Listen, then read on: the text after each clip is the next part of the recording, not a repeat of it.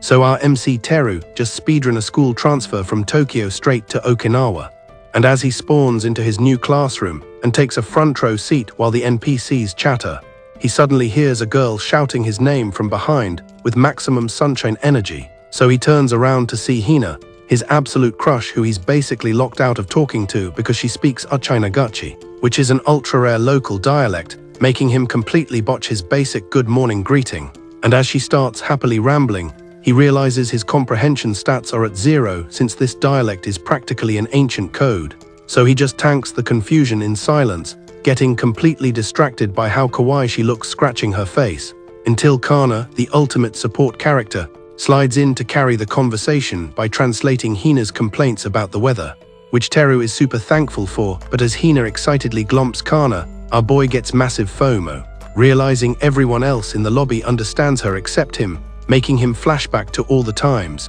Kana had to hard carry his communication skills, like when Hina offered him a brown sugar buff item, and Kana had to decode it, or right before a sports match when Hina cast a good luck spell on him. So to pay off his massive debt to his personal translator, he grabs Kana a drink as an apology, and when he spots her chilling outside the classroom, he offers the item, though she claims she doesn't need it. But as she reaches out, their fingers graze, sending an instant electric shock right to her tsundere heart, while Teru totally misses the vibe and just complains about how badly the Okinawan dialect is nerfing him, prompting Kana to hide her blushing face behind the drink, because she can't exactly admit she's using the dialect lessons as a cheat code just to talk to him. So she just tells him to stop tryharding and let things flow naturally, right before Hina bursts out of the classroom, grabbing Kana's cheeks and loudly asking why she's turning tomato red, forcing Kana to instantly hit the mute button on Hina's mouth, while thanking the anime gods that Teru has 0 points in Uchinagachi,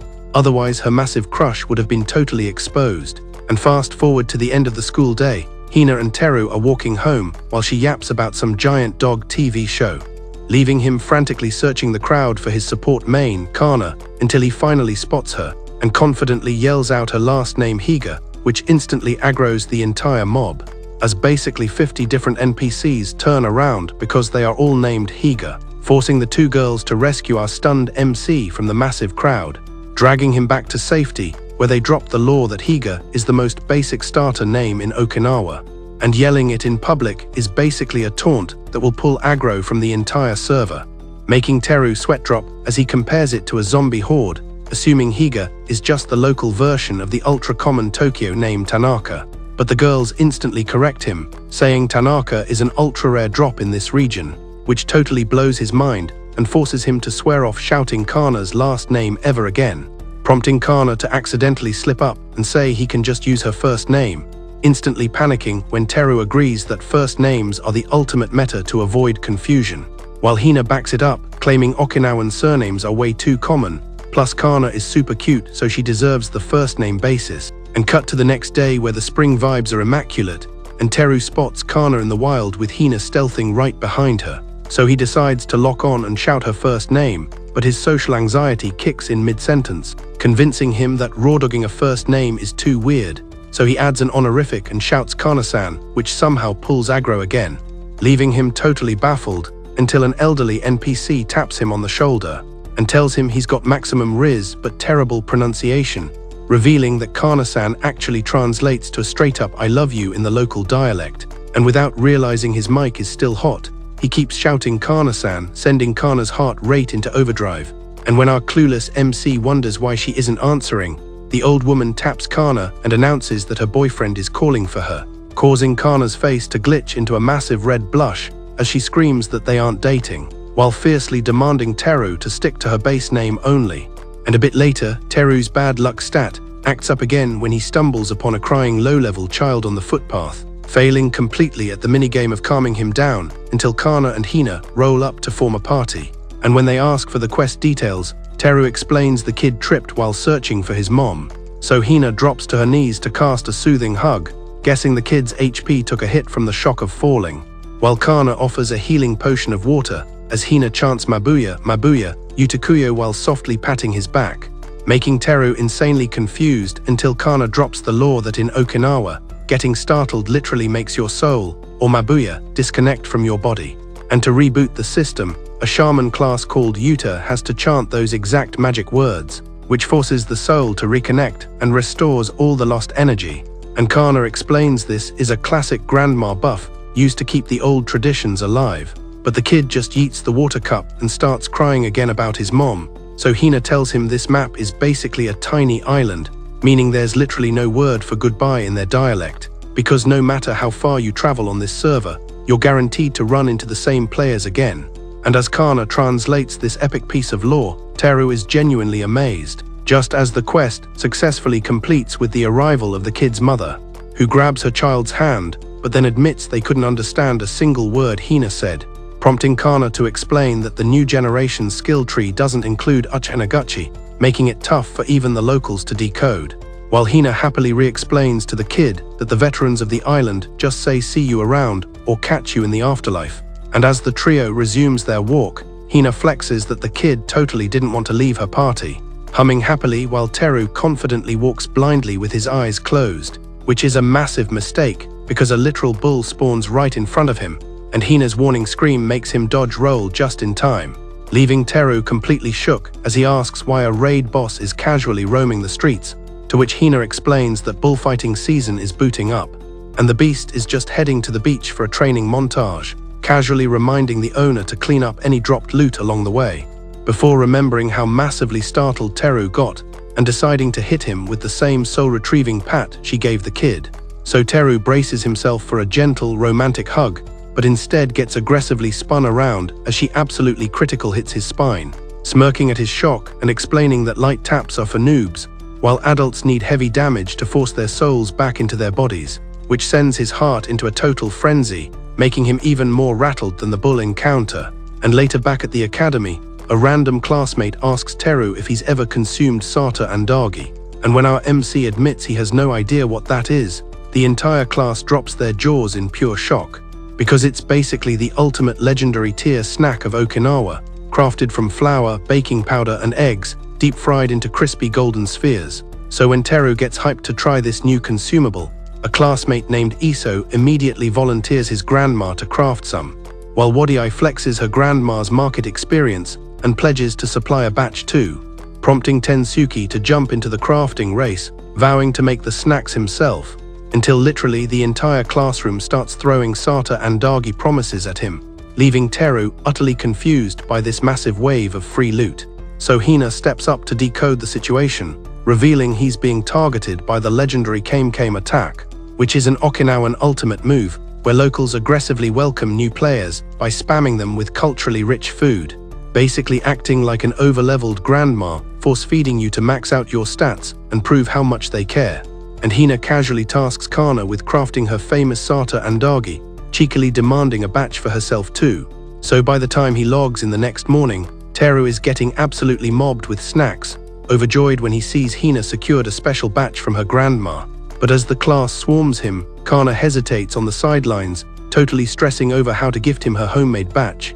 eventually hiding her item drop behind her back and fleeing the room while everyone confusingly calls her name, retreating out into the hall to furiously rage quit at her own shyness for not just handing over the custom-made snacks. But just as she's about to escape, Teru intercepts her to ask if her HP is low since she looked super stressed earlier, and realizing he genuinely checked his minimap to come find her instantly gives her a massive happiness buff. So she reassures him she's totally fine, but right as she tries to leave again, Hina crashes the scene, giving Kana the courage to finally trade the item, while Teru playfully roasts her for having terrible ping during the Kame attack. And as the trio chills to consume their stamina items, random players from other classes start breaching their zone just to see the guy who had never eaten Sata Andagi. And soon enough, it turns into a massive server event with students flooding in from everywhere, leaving the girls terrified of how Teru will survive this chaotic food barrage. And later, we see Hina stealthing behind a wall, completely locked onto some random guy at the beach, while Teru watches from a distance in total confusion, until Kana spawns right behind him, asking what he's staring at before casually dropping a massive lore bomb, revealing that Hina has an absolute obsession with Ojisan, which translates to older men or uncles, absolutely paralyzing Teru with shock, though he desperately tries to cope by convincing himself that Kana meant Hina likes him, not loves some random old guy. But suddenly Hina spins around, heavily annoyed at Kana for leaking her secret Ojisan obsession to the MC, making Teru's jaw drop as Kana defends herself, arguing that Hina literally yaps about it 24/7, so it's not even classified intel. But Hina pouts, claiming it totally nukes her social credit when people point out how obsessed she is, and hearing her confirm it completely shatters Teru's hopes, convinced his level is way too low to compete against a mature, older guy. So as the squad pushes forward to the beach, Hina keeps griefing Kana for spoiling her secret, while Kana admits she thinks old guys are mid, prompting Hina to go on a passionate rant about their top-tier stats, leaving Teru suffering immense emotional damage, mentally begging the devs to mute his crush as she simps over another demographic. And for the very first time in this entire playthrough, our MC is actually incredibly grateful that he hasn't unlocked the ability to understand her dialect. So Hina tells Kana that she absolutely loves Kisu, and Teru instantly drops his jaw, assuming she's talking about literal kissing, which deals him massive emotional damage, until Kana casually agrees, saying she loves Kisu too because they are super delicious. And this completely breaks Teru's brain, because delicious is a stat you use for food items, not kissing. But before he can process this glitch, Hina randomly yells and points at an NPC tossing a fishing net into the ocean. So the squad rallies around him just as he pulls up the net, revealing a massive loot drop of fish that makes Hina cheer. And when the fisherman asks who the new player is, Kana introduces Teru, who awkwardly greets the guy while mentally noting that he looks way too young to be an Ojisan. And the guy generously offers Teru as much free loot as he wants, but their wholesome chat gets hijacked when Hina eagerly asks if he managed to catch any Ojisan, completely shocking Teru, who is now wondering why this dude is fishing for old men, while the guy just casually explains that Ojisan haven't spawned in this season yet. So Hina admits she was basically using stealth mode so her voice wouldn't scare the Ojisan away, making Teru finally realize that in Okinawan lore, Ojisan is literally just a type of fish. And Kana teases Hina about being an Ojisan main, to which Hina agrees but complains that people will think she's a total glutton if she talks about eating them too much. Meanwhile, the fisherman confirms he caught some Kisu, making Teru realize that Kisu is also just a fish, forcing him to drop his face into his hands in pure embarrassment, while the guy casually squats in front of him and offers him a literal Kisu, leaving the girls completely confused about why Teru's HP just hit 0. Until Kana officially drops the lore that this fisherman is actually her big brother, and then we time skip to the next day for a massive class beach party event, where Teru speedruns to the location way ahead of everyone else, absolutely hyping up the SSR tier blue skies and emerald water, already fully equipped in his swimsuit, and totally hyped to unlock his swimming skill with the class. And soon Hina spawns in carrying a heavy carton of Sanpin tea, prompting Teru to offer a hand, but he instantly gets debuffed by how insanely cute she looks in her casual skin, until their attention shifts to Kana, who is getting absolutely lectured by her overprotective brother about maintaining her hydration stats. So Teru steps up and reassures the bro that the party will protect her, so he doesn't need to stress. And once her brother finally logs off, the trio starts setting up their beach base, but Teru is super confused about why the rest of the server is empty, which forces Hina to explain the concept of Uchina time, an unwritten server rule where locals only start leaving their houses at the exact time the event was supposed to start. And she desperately begs Teru to hate the laggy time zone but not the Okinawan players themselves, and even though she's panicking, he just finds her adorable, until the rest of the guild finally spawns in at 3:30 announcing their arrival, and instantly kicking off the barbecue minigame to restore stamina. So once the food buff wears off, Teru hypes himself up to finally hit the water, ripping off his shirt only to get instantly blocked by the entire class, who all burst out laughing while Teru scans the area, realizing the beach is absolutely swarming with high-level elderly NPCs. Because unlike mainland beaches that are packed with energetic low-levels, Okinawan beach parties are basically chill zones for the whole community, acting more like formal guild meetings or class bonding events rather than wild parties. But our clueless MC totally missed that lore drop and assumed swimming was the main quest, only stopping because he didn't want to aggro the old folks, so they just spend the entire day grinding card games and chilling in the shade until the event timer runs out, leaving Teru super confused as he asks why they never actually got in the water, claiming it feels like a total waste of a beach map, causing the whole squad to laugh again while Hina drops the ultimate truth bomb that the ocean is strictly for admiring, not for swimming, and she follows it up with some rapid-fire uchinaguchi that completely goes over Teru's head, forcing Kana to translate that locals avoid the water because it leaves them feeling mucha. And when he asks what that means, the entire party is shook that mucha isn't a standard Japanese term. So one classmate nervously admits it just means sticky, before someone else quickly changes the dialogue option back to talking about fish. And eventually, the whole guild logs off and walks home in total silence, leaving Teru wondering why the vibe suddenly died. And jumping to the next day, Kana bails early, meaning Teru gets a rare solo escort mission with Hina. And he's totally sweating over whether he'll even understand her dialogue, but decides to risk it and ask her to hang out since the weather RNG looks perfect.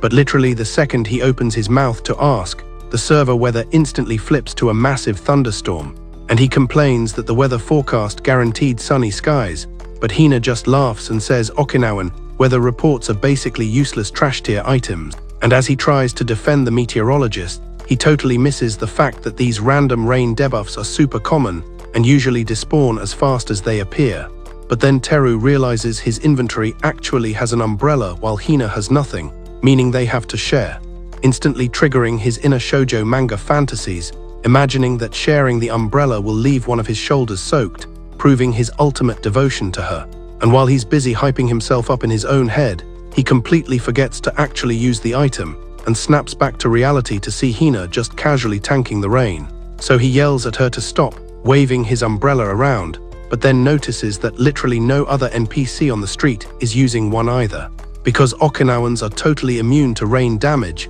and just don't care about getting wet. Mostly because the rain is too frequent and the wind stat is way too high for umbrellas to even survive. But as they keep walking, Teru bravely offers his umbrella anyway, only for the rain event to instantly cancel itself, and the sky instantly drops a double rainbow Easter egg, which is super common on this server since it rains while the sun is still fully rendered. And they both admire the view, but Teru suddenly notices Hina's white uniform has taken critical water damage, and when he offers the umbrella to cover up, she rejects it at first, until she looks down and realizes her shirt is basically transparent, forcing her to cross her arms. And as he insists she take it, she panics, drops a rapid-fire Uchenaguchi voice line and furiously dash cancels away. So later he has to use Google Translate to decode her message, realizing she was yelling at him for pointing out her messy clothes and making her massively embarrassed. And on his way back, he spots Kana resting at a save point bench by the sea. And when he approaches, she points out her little siblings who are currently playing a mini-game with Hina in the distance. And Teru watches them, admitting that chilling by the ocean after grinding at school is a top-tier vibe, casually reminding Kana that this exact bench is the original spawn point where they first met during spring break, which causes Hina to suddenly pop out of stealth mode in absolute shock, because she fully believed their first encounter was at the academy. And when Teru looks at her, he realizes she is completely drenched and covered in sand, asking if she accidentally face-planted into the ocean, which triggers a massive flashback sequence, taking us back to a brutal summer day in Okinawa, while Tokyo was completely frozen over. And Teru had just fast-traveled in, sitting on a bench surrounded by his inventory of luggage, sweating bullets while checking the weather app, gripping an early-release copy of Shonen Jump like it was a legendary artifact, when two random low-level kids suddenly approached, demanding to know how he hacked the system to get the new chapter on a Monday when it doesn't drop in Okinawa until Tuesday, straight up asking if he was a time traveler, completely stunning our MC. But Kana intercepted the kids before they could report him for hacking, explaining that the mainland gets the drop on Monday, and since he just transferred from there, he brought the loot with him, because the manga literally has to be physically shipped across the ocean, adding a forced one-day cooldown timer, which frequently gets delayed even further by Okinawa's chaotic weather RNG, making the kids, Suzu and Noya, burst into tears over how wildly unfair the server rules are. So Teru, being an absolute gigachad, just hands over his copy since he'd already finished reading it, and the kids instantly run off to read by the water, leaving Teru and Kana to initiate their first dialogue tree, where he admits he just spawned in and came straight to the beach because he'd never seen the ocean and wanted to try the swimming mechanic. But suddenly a massive wind gust triggers, yeeting Kana's cap straight toward the water, and as she sprints after it, Teru activates his speed boost, diving into the ocean to secure the item, and he actually manages to grab it flawlessly, but as soon as he turns around to flex, his agility fails and he completely wipes out into the waves, soaking himself and the cap. And when he drags himself out, The kids totally expose Kana by announcing she can't swim, making her blush furiously as she tries to shush them. But Teru instantly saves her pride by admitting his swimming stats are also at 0, and he was actually terrified the whole time he was saving the hat, which completely wins Kana over, until the kids absolutely roast Teru by pointing out how hard his legs were shaking. And jumping back to the present, Hina just straight up collapses in despair, violently crying over the fact that mainlanders get to read Shonen Jump before them, while Teru aggressively spams the camera button, taking 1,000,000 pictures of a Shisa statue with the girls posing behind it. And when Hina yells at him for taking so many screenshots, he shyly admits it's a super rare spawn for a Tokyo player, before turning around to respectfully thank the elderly NPC who owned the statue, leaving Kana absolutely stunned that he actually got permission first, completely impressed by his high charisma stat. And later, Hina scrolls through Teru's camera roll, finding his storage completely maxed out with Shisa pics, until he swipes to a picture of a crowded Tokyo train, explaining that's his home base, prompting Hina to lean in close. And both girls are completely mind-blown by the sight of actual trains and massive crosswalks, since those are basically mythical structures they've only seen in cutscenes. Then Teru casually mentions how cute the Shisa faces are, making the girls look at him like he's crazy, because locally nobody ranks Shisa on a cuteness tier list. In fact, if someone has a busted face in Okinawa, they literally get called a Shisa face as an insult. So he asks if they seriously don't find them attractive, and Hina counters by asking if he even knows the deep lore behind why they guard the houses. And when he guesses they're just cosmetic items, Hina drops the knowledge that the right one is a male with an open mouth to intimidate evil spirits, while Kana adds that the left one is female with a closed mouth to trap all the positive buffs inside the house. And as they continue their walk, Hina reveals that back in the day, Shisa were exclusively crafted from leftover roof tiles, meaning the design was completely RNG until the house was finished, which is exactly why some look majestic, while others look like absolute sleep paralysis demons. And this massive lore dump gets Teru so hyped that he starts aggressively photographing every Shisa in sight, amazed by their rich backstory. And seeing him geek out makes Hina super happy that he's genuinely loving the Okinawan server. But she immediately tells him he needs to grind more history quests, launching into an absolute rapid-fire yap session, forcing Kana back into her translator role to explain that ancient players used to only deploy a single Shisa per base. And the next day at the academy, the lunch bell finally rings, sending all the students into a panic over what consumable to equip, while Hina and Teru stretch at their desks, right as 2 random classmates run up to invite Teru on a quest to the school store. But suddenly, 2 girls named Izumi and Yato hijack the school's broadcast system, announcing a server-wide music event. And the second they drop the track name, Tushin Doi, literally every single NPC in the room freezes in place. And as the beat drops, the entire class simultaneously launches into a synchronized dance emote, leaving Teru utterly terrified about what kind of mind control spell just hit the room. So much has already occurred to him in Okinawa that he remains unfazed by the sudden dance and tries to figure out the reason behind the dance, concluding it must be a local folk song, but completely blanks on the title until Kana reminds him it's Tushin Doi, and the entire class is spamming the Kachashi dance, prompting him to look at Kana and ask why she isn't resisting the urge, to which she explains that Okinawans literally have a passive skill that forces them to dance when the track drops, because it's their ultimate folk anthem, and even though there are 0 tutorials for it in school, locals whip it out at weddings, festivals, and even random elections, leaving him utterly baffled as to how they learn the moves without practicing, while the local kids claim it's just coded into their DNA. But this triggers a sudden flashback for Teru,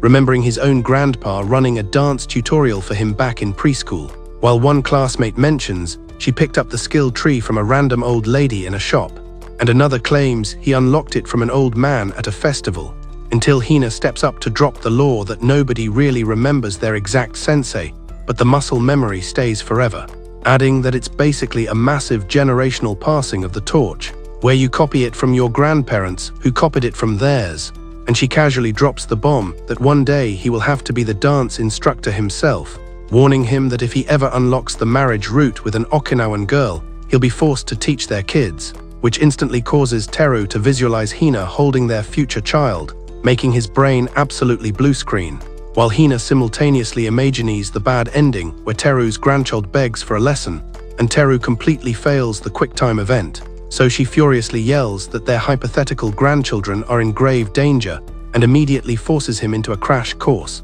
And as Teru massively struggles with his stiff animations, Hina tags Kana in, shouting for her to take over the tutorial. But Kana instantly declines the party invite, leaving Teru convinced his dancing stats are a lost cause, completely unaware that Kana only refused because she turned around to secretly daydream about her own future family route with him, proving that the Kachashi is all about spreading good vibes, and the class is definitely maxing out their happiness meters right now. And right after the school bell rings, the squad enters full stealth mode, hiding behind walls as Hina peeks around the corner to check for enemy vision cones, only spotting the janitor sweeping up. So she whispers that they have to use the back gate, making Teru super suspicious about why they are sneaking around. And she dramatically whispers that the parlor they are heading to is super naughty and requires maximum discretion. But upon arriving at the coordinates, he realizes the spot is completely family-friendly, asking his guild what this place actually is, only to get the anticlimactic answer that it sells food, leaving Teru utterly baffled as he demands to know what is remotely NSFW about selling snacks, to which Hina admits they are just dodging teacher aggro because snacking after school is technically against server rules, revealing that an Okinawan parlor is basically just a local food hub dealing traditional drops like sata andagi, taco rice, zenzai, and soki soba. And while the rest of the party selects taco rice or soki soba, Teru stresses over his menu selection, planning to just copy someone else's order to be safe, until he gets completely shocked when Hina locks in zenzai despite the blazing heat. But when the food finally spawns on the table, Teru realizes this zenzai is basically shaved ice, totally breaking his expectation of it being a hot soup. So they educate him that Okinawan zenzai is a cold element item, and the hot version literally has to be called hot zenzai to avoid confusion. And the second Hina consumes her first bite, her soul ascends to the heavens, and she starts aggressively yapping about how god-tier it is, switching her dialect settings to full Okinawan, forcing Teru to rely on translation support. But right as Kana opens her mouth to translate the yummy dialogue, a random NPC classmate steals her role, leaving her staring at her shoes in defeat. And when Hina tells Teru he needs to consume more local food items, the random classmate intercepts the translation again before Kana can even cast it. But this tragic support class suppression doesn't go unnoticed by Kana's observant best friend sitting nearby, who strategically initiates a quest to grab drinks with half the squad, leaving Kana, Hina, and Teru isolated, only for the wingman friend to suddenly fake forgetting her wallet so she can run back and monitor the situation. And upon her return, she spots Kana finally fulfilling her role as the MC's personal translator and using it to close the physical gap between them, making the friend literally gasp before stealthily taking a seat next to Kana just as Hina starts yapping again. So the wingman nudges Kana to do her translation job, and the sheer panic on Kana's face confirms she knows her secret crush has been completely exposed to her friend. And when the rest of the NPCs return with the drinks asking what they missed, the wingman covers for them by saying they were talking about sweet things, making Kana bury her blushing face in her hands, while Hina, oblivious to the romantic tension, chimes in that zenzai is perfect for summer, only to get roasted by her friends who point out she literally eats it year-round. And jumping a few days forward, the massive Yuruma City Isa Festival event officially goes live, with all the classmates pulling up to dance, equip traditional drums and spam vocal tracks, because this summer raid is an absolute tradition where the legendary Isa dance takes over the streets and the drum beats echo across the entire server. And Teru is totally hyped watching the festivities, while Kana's wingman friend spots him and instantly starts teasing Kana. Meanwhile, Teru feels super blessed to be there, remembering the moment a classmate sent him the guild invite claiming the local youth association would be performing Isa, which completely confused him at first because he misheard Isa as Asa, wondering why they were hyping up a PC monitor brand. But even with zero knowledge of the event mechanics, he still accepted the quest and showed up, only to scan the environment and realize the map is absolutely swarming with high-level couples, making him intensely cope about walking through this festival with Hina in matching traditional skins someday. But reality hits him like a truck when he remembers he still hasn't leveled up his courage enough to actually confess to her. So he forces himself to cancel the sad boy thoughts and refocus on the performance, spotting Kana absolutely killing the dance moves, but his brain completely short-circuits when he sees Hina rocking a bizarre white face makeup skin covered in magic marker, leaving him utterly confused about why she equipped the clown cosmetic just to walk into the crowd. So Teru tragically assumes her dance stats were so low that they banished her to a random gimmick role. But Suzu and Naoya quickly shut that theory down,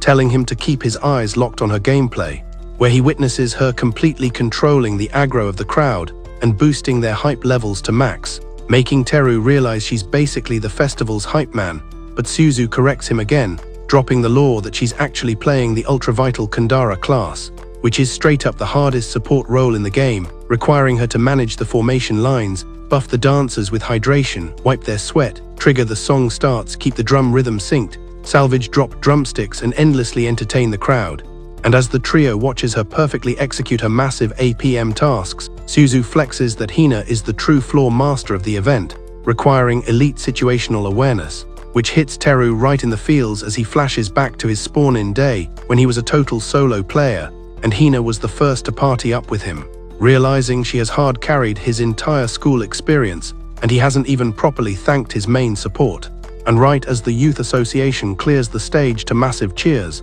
the hosts announce the next phase of the event, prompting Teru to track down Hina, who is finally resting away from the mob, calling out her name. And when she turns and asks for a review of her gameplay, he immediately drops a 5-star rating, thanking her for being his guide since day one, but his internal monologue starts screaming, wondering if that's really all he wants to say, as he debates whether to hit the dialogue option to confess his feelings or just keep playing it safe on the friendship route. And finally, he charges up his courage, fully prepared to initiate the confession event right there. While the festival absolutely rages in the background with neon lights and blasting tracks, but Teru is totally locked on. Except his biggest obstacle isn't his own anxiety, it's her ridiculous makeup. Because staring deeply into the eyes of a girl rocking thick black and white tribal paint is taking every ounce of his willpower not to burst out laughing, especially when she starts proudly flexing about how many randoms asked to take screenshots with her. And Teru desperately wants to drop the truth bomb about how goofy she looks,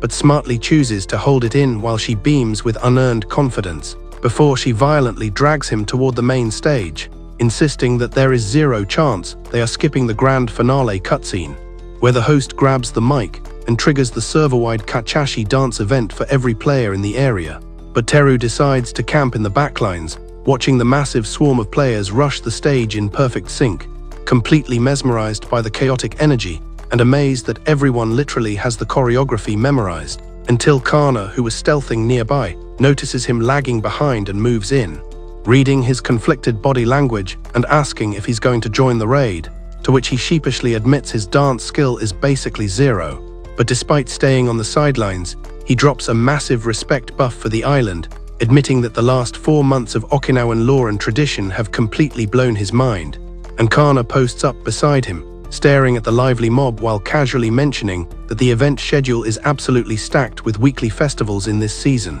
giving Teru a moment to realize how deeply her loyalty lies with her home server and how she's literally a walking wiki for the island. So Kana burns through her anxiety meter to ask how he's actually handling the server transfer, and Teru responds with maximum hype, claiming he's totally leveling up his enjoyment of the island entirely thanks to her hard carrying him with daily knowledge drops, making her blush violently before she instantly uses a deflection skill, claiming she also loves their chats because he gives her all the mainland Tokyo lore. And he graciously accepts the compliment, feeling super relieved that his constant need for translation services isn't just griefing her gameplay, which prompts Kana to drop her guard and admit she genuinely loves translating for him. But thanks to his dense MC armor, Teru assumes she's just a massive culture nerd who loves flexing her local dialect, forcing Kana to hesitate before dropping her ultimate attack, confessing that she doesn't translate out of duty, but purely as an excuse to talk to him. Yet Teru's oblivious stats are completely maxed out,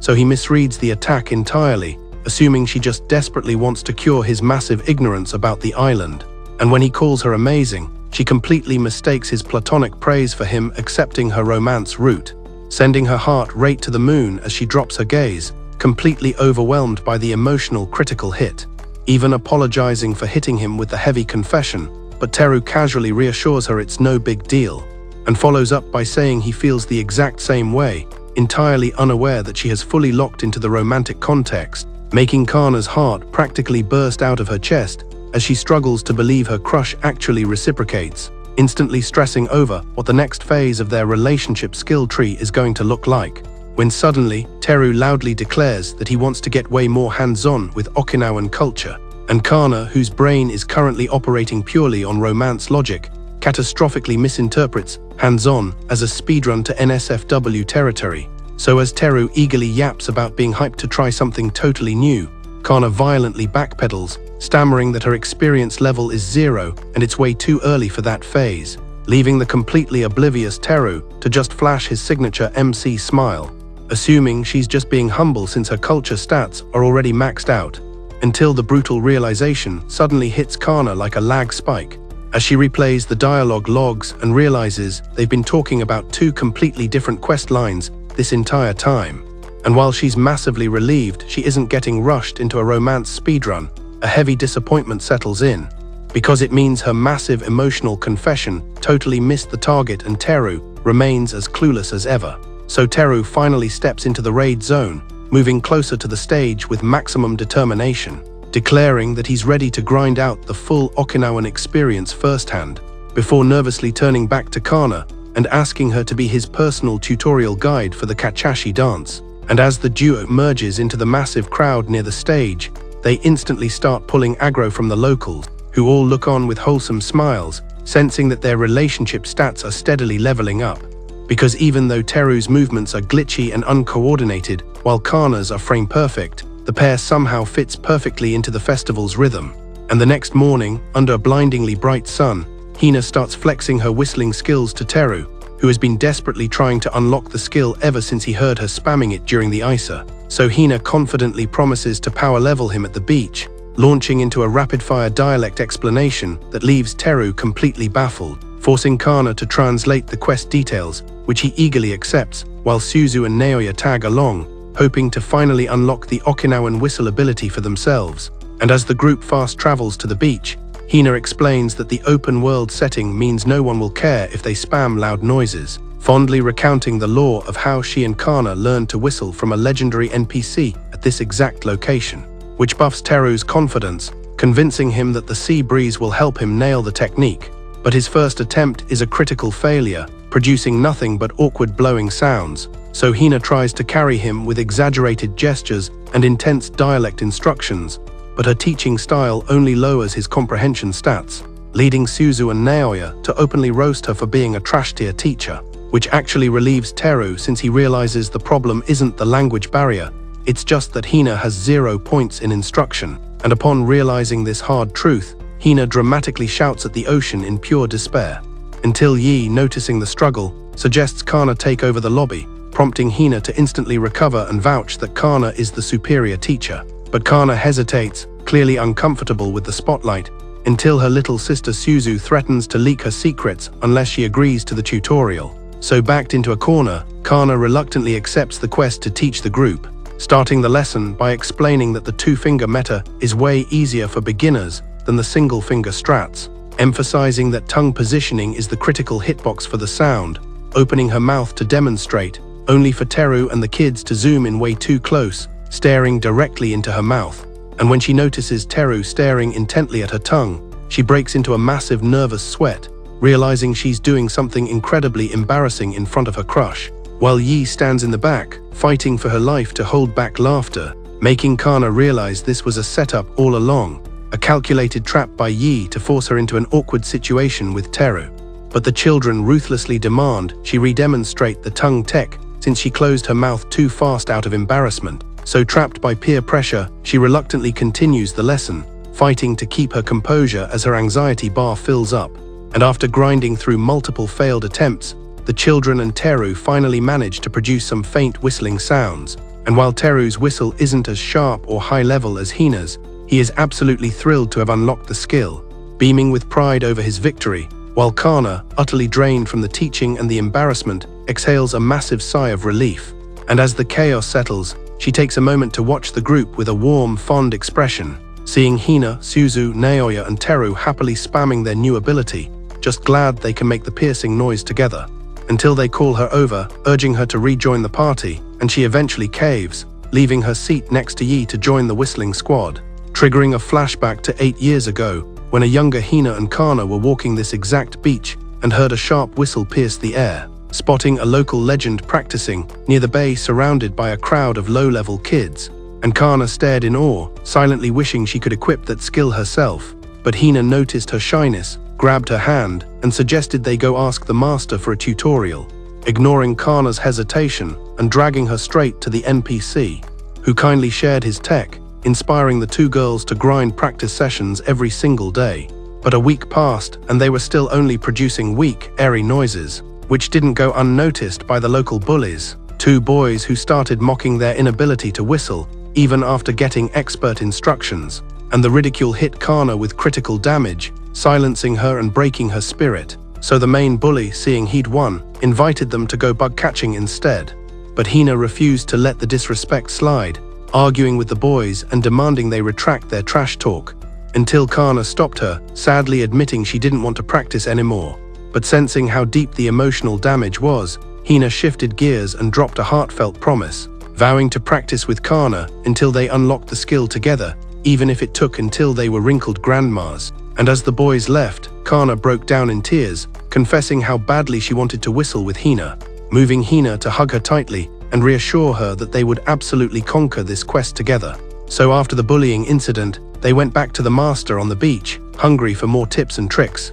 practicing every chance they got, no matter the location. And sometimes the frustration was too much for Kana, making her cry over the lack of progress. But Hina was always there with emotional support, reminding her that they would reach the goal together, promising to stay by her side no matter how long the grind took. Until one day, the miracle finally happened, and while practicing side by side, they both produced a clear, sharp whistle at the exact same time, the sound ringing in their ears as they stood stunned by their own achievement, before massive smiles spread across their faces as the realization set in. They had finally done it, they had unlocked the whistling skill, celebrating by jumping up and down, holding hands and cheering for their hard-earned victory, energized by success and eager to dunk on the haters who teased them. So they called out the boys, ready to prove they had mastered the art. And when the boys arrived at the beach, they were completely stunned, never expecting the girls to actually complete the quest. And Haru, the main bully, opened his mouth to throw another insult, but the words failed him, while his skeptical friend, tired of Haru's arrogance, exposed him by revealing that Haru couldn't even whistle himself, meaning he had zero right to trash talk them. So Haru and his pals started apologizing in embarrassment, but Hina, with a playful smirk, took control of the lobby, offering to teach the boys how to whistle, proudly declaring that Kana was the superior teacher, so if they wanted to learn, they had to start with her. And back in the present, Kana sits down, worn out but feeling super nostalgic, smiling as she remembers that lifelong promise to practice together until they were old and grey. And Hina, noticing the vibe, sits beside her and asks what's on her mind. So when Kana admits she was thinking about the whistling memory, Hina can't help but tease her about how cute she looked when she cried, sparking a playful bicker that shows just how unbreakable their bond is, while their family and friends watch with warm smiles, enjoying the wholesome energy. And 4 months into his Okinawa server transfer, Teru is settling in, but the dialect still keeps tripping him up, leading to a massive misunderstanding on the last day of the semester, where a classmate announces he's heading to the bathroom, and Teru thinks it's a party invite, so he follows him without hesitation, which is apparently a classic noob mistake for newcomers, because in Okinawa, saying, "let's do something," actually translates to "I am doing something." And as the school day winds down, excitement fills the air. But before they can enjoy their freedom, they have to tidy up the classroom. And while dusting the chalkboard, Teru accidentally inhales chalk dust and sneezes, causing Kana to instinctively shout "Kyusuk" without thinking, instantly freezing as her face turns bright red, spinning around to hide her embarrassment, while Teru finds the phrase oddly cute and asks for the definition. But before Kana can respond, he bluntly tells him it's just a swear word. And while it technically is a curse, the lore goes much deeper, because locals say it to scare off evil spirits that might try to steal your soul right after you sneeze. So Kana rushes to explain the nuance, hoping Teru doesn't think she just randomly swore at him. And as the sun sets, the group leaves school chatting about urban legends, with Hina insisting that scary stories have real origins, warning Teru that Majiman spirits actually exist while miming ghost movements, which Teru finds absolutely adorable even though she's trying to be terrifying. So switching tactics, Hina points out that Okinawans take spirits very seriously, showing him that the town is full of protective statues designed to keep the Majiman at bay. And as she lists off the various spirit busters, Teru starts noticing strange signs plastered all over the walls, learning to his amazement that they are literal spirit deterrents meant to stop Majiman from rushing the base. And he holds back from calling them superstitious, but Kana and Hina see right through him. So Hina shares a story about an old uncle who never believed in the supernatural until his grandson was born, suddenly following every tradition and placing charms everywhere to protect the new family member, claiming it's because he finally had someone he wanted to keep safe. And with a knowing smile, Hina admits she also has someone she wants to protect, plucking a blade of grass and twisting it into a simple charm, handing it to Teru and claiming it will ward off the Majiman, revealing it's a sang, a traditional charm grandmas usually give to grandkids for protection. And eventually Hina, Kana and Teru part ways, with Kana staring longingly at him as he leaves. And as summer break stretches on, Kana finds herself restless without the daily school encounters, considering sending him a DM to invite him out, but the thought of asking for a date flusters her. So deciding it's best not to overthink it, she resolves to go on a solo shopping trip to distract herself. Hina, Kana and Teru finally wrap up their hangout, but Kana can't help stealing one last longing look at our protagonist. As summer break drags on, Kana starts feeling those restless main character vibes. Without the school setting, her chances of a random encounter with Teru are zero, making the days feel like a boring filler arc. She thinks about sliding into his DMs to invite him out, but the mere thought of a one-on-one date has her blushing like a classic tsundere. Deciding to put her Teru obsession on pause, she resolves to head out on a solo shopping quest to keep her mind off the romance. While waiting at the bus stop, Kana's ears perk up when someone drops her name. Turning around to see our MC Teru looking genuinely hyped to spot a familiar NPC, making her heart skip a beat since it's been a whole week since they last partied up, leaving her totally speechless, until the bus suddenly spawns in perfectly on schedule, completely shocking Kana and confusing Teru. Because while Tokyo buses are frame perfect, Okinawan buses usually lag an hour behind, so she instantly gets debuffed, cursing her RNG for getting a punctual ride right when she finally had a chance to chat with her crush. But noticing her HP drop, Teru asks what's wrong, and Kana absent-mindedly mutters in her local dialect that she's heading out for a shopping quest, completely forgetting that Teru's translation software is permanently glitched, so she nearly jumps out of her skin when she hears his excited voice right beside her, completely shocked to find him occupying the seat next to her and even offering to share his consumable snacks. But her initial panic quickly fades into a massive warmth bubbling in her chest, because the thought of grinding a whole afternoon quest with Teru sends her heart rate into overdrive. And upon fast traveling to the mall, Kana momentarily loses her tracking lock on him thanks to her scattered thoughts. But when she finally spots him again, he's already equipped a brand new cosmetic that he totally believes is a Hawaiian shirt, forcing Kana to drop some lore and correct him, explaining that it's actually Karyushi wear, which is basically the formal office armor for Okinawan workers. And since it looks exactly like a Hawaiian shirt to him, he demands to know the stat differences. So Kana explains the pattern meta, noting that designs on one side are high-tier formal, while full-body patterns are casual, which is exactly why noobs always mistake the casual ones for Hawaiian drops, prompting a curious Teru to start pulling more shirts from the rack, holding them up one by one,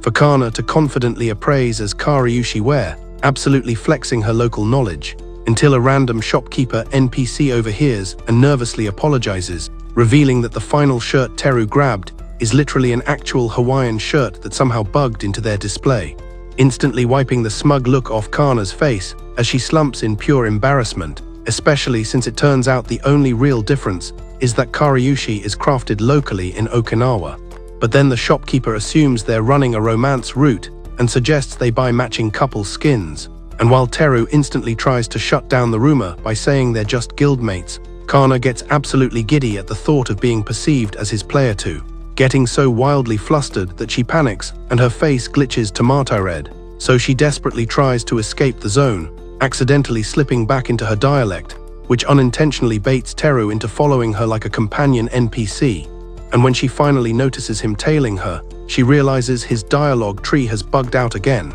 finally deducing that Teru has fallen victim to the classic "let's do something" translation glitch. So they take a breather at a local cafe save point, where Kana finally patches the bug that's been causing his repeated mistakes, explaining that locals often say, "let's go," when they actually mean they are tackling a solo mission. And since no veteran player ever explained this server rule to him, Teru had unknowingly been tailing random players all week, finally making him realize why his classmate got super aggro when Teru followed him straight into the bathroom, making Kana feel super guilty for exploiting his low intelligence stat just to spend the day with him. But Teru deflects the guilt trip, admitting he's actually hyped about the glitch since it unlocked this hangout event with her. A critical hit of a confession that leaves Kana so flustered her face practically overheats, making Teru suddenly realize he might have sounded like a selfish tryhard, causing both of them to furiously panic as he desperately tries to rephrase his dialogue. So hoping to reset the awkward vibe,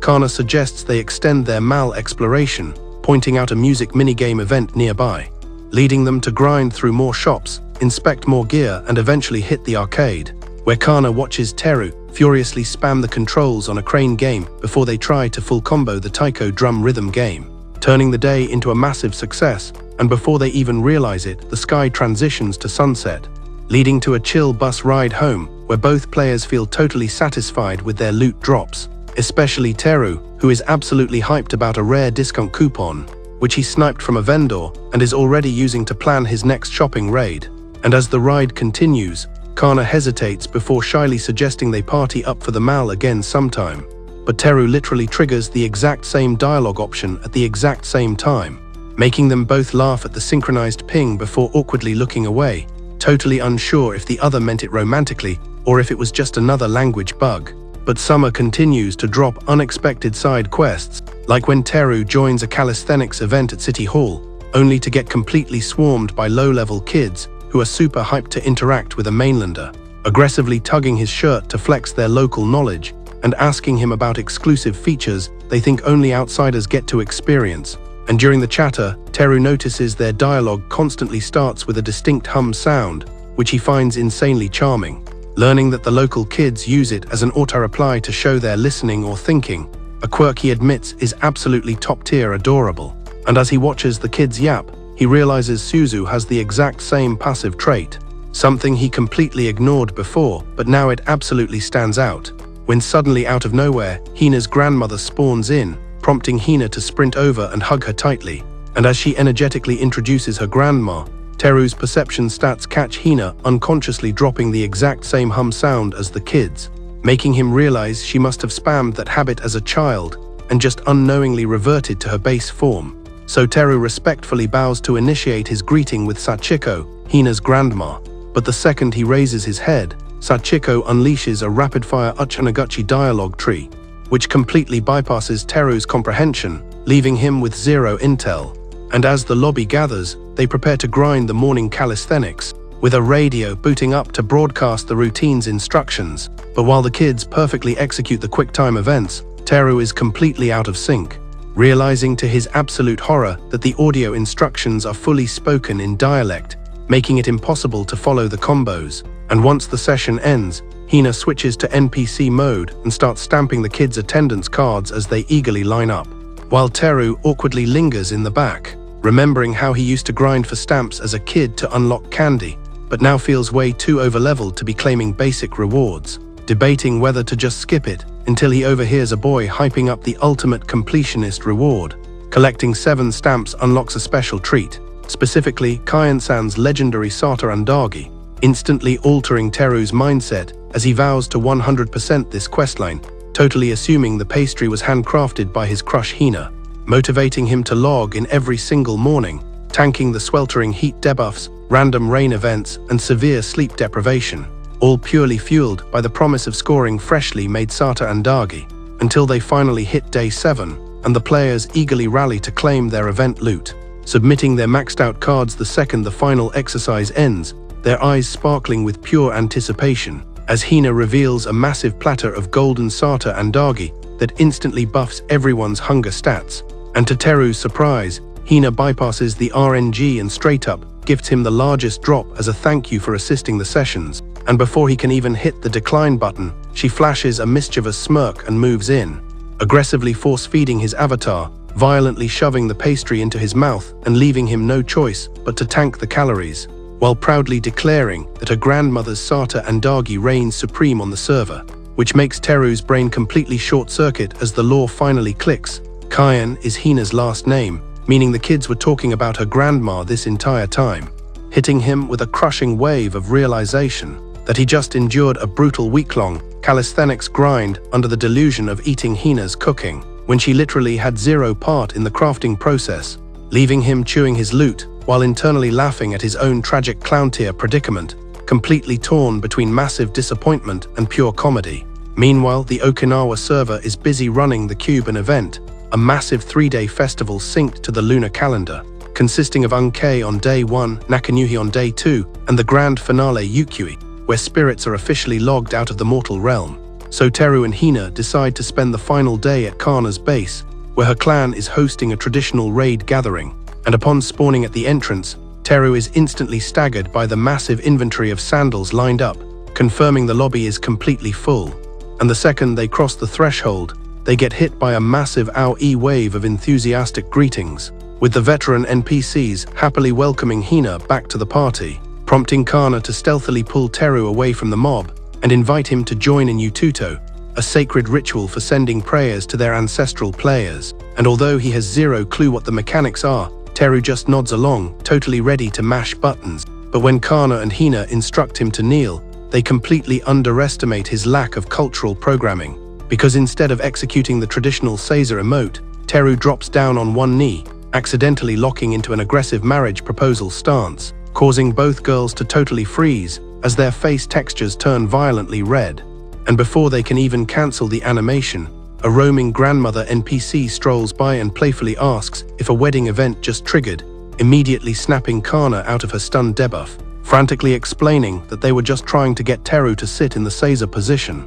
So after safely navigating the prayer sequence at the family altar, Teru scopes out the fresh fruit loot drops arranged as offerings, totally fascinated by the setup, but massively confused by 2 tall bamboo-like stalks taking up space on the side. So Kana drops some item descriptions, explaining they are sugarcane stalks that serve a symbolic purpose, where one stalk functions as a carrying pole for the ancestors' afterlife loot, and the other is equipped as a walking stick. Additionally, introducing the Ganshina, a head-mounted inventory slot used for balancing extra gifts, which completely blows Teru's mind since mainland law is wildly different, sharing that his hometown elders claim ancestors fast travel back to the Shadow Realm riding massive eggplant horses, an absurd visual that amuses Hina so much she suggests their ancestors should just mount up on bumpy Goya vegetables instead, even if it totally nerfs their ride comfort. And later that evening, the clan initiates the final prayer to officially log the ancestors out, with a relative announcing it's time to drop some currency for the spirits to spend in the afterlife.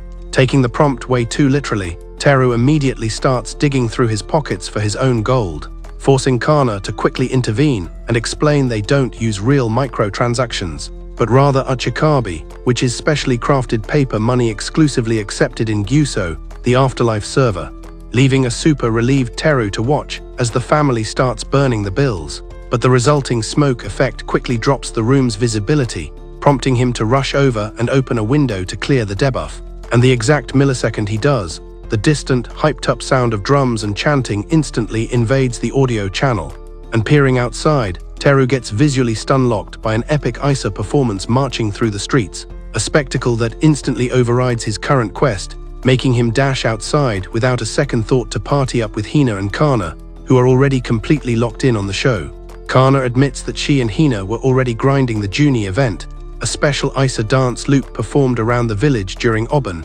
before they even started the send-off ceremony, while Hina proudly declares that her grandfather is definitely whistling up a storm in the afterlife server. And seeing Hina speak so fondly of the deceased makes Teru wonder if a mainlander NPC like him should really be crashing their sacred family event. But both girls instantly reassure him that his presence is a total buff to the party, adding that thanks to him, they were able to burn extra uchikabi spirit money, with Hina confidently flexing that they must have wired at least 120 million yen to their relatives in the Shadow Realm, though Kana hits X to doubt, arguing that the exchange rate isn't that high, sparking a massive debate among the older guild members, who all start calculating the spirit economy like it's the stock market, which leads to a flashback to 1976, where a humble soba shop run by two sisters was visited by a random mainlander NPC. And while one sister fell for him, the man was only interested in critiquing their food,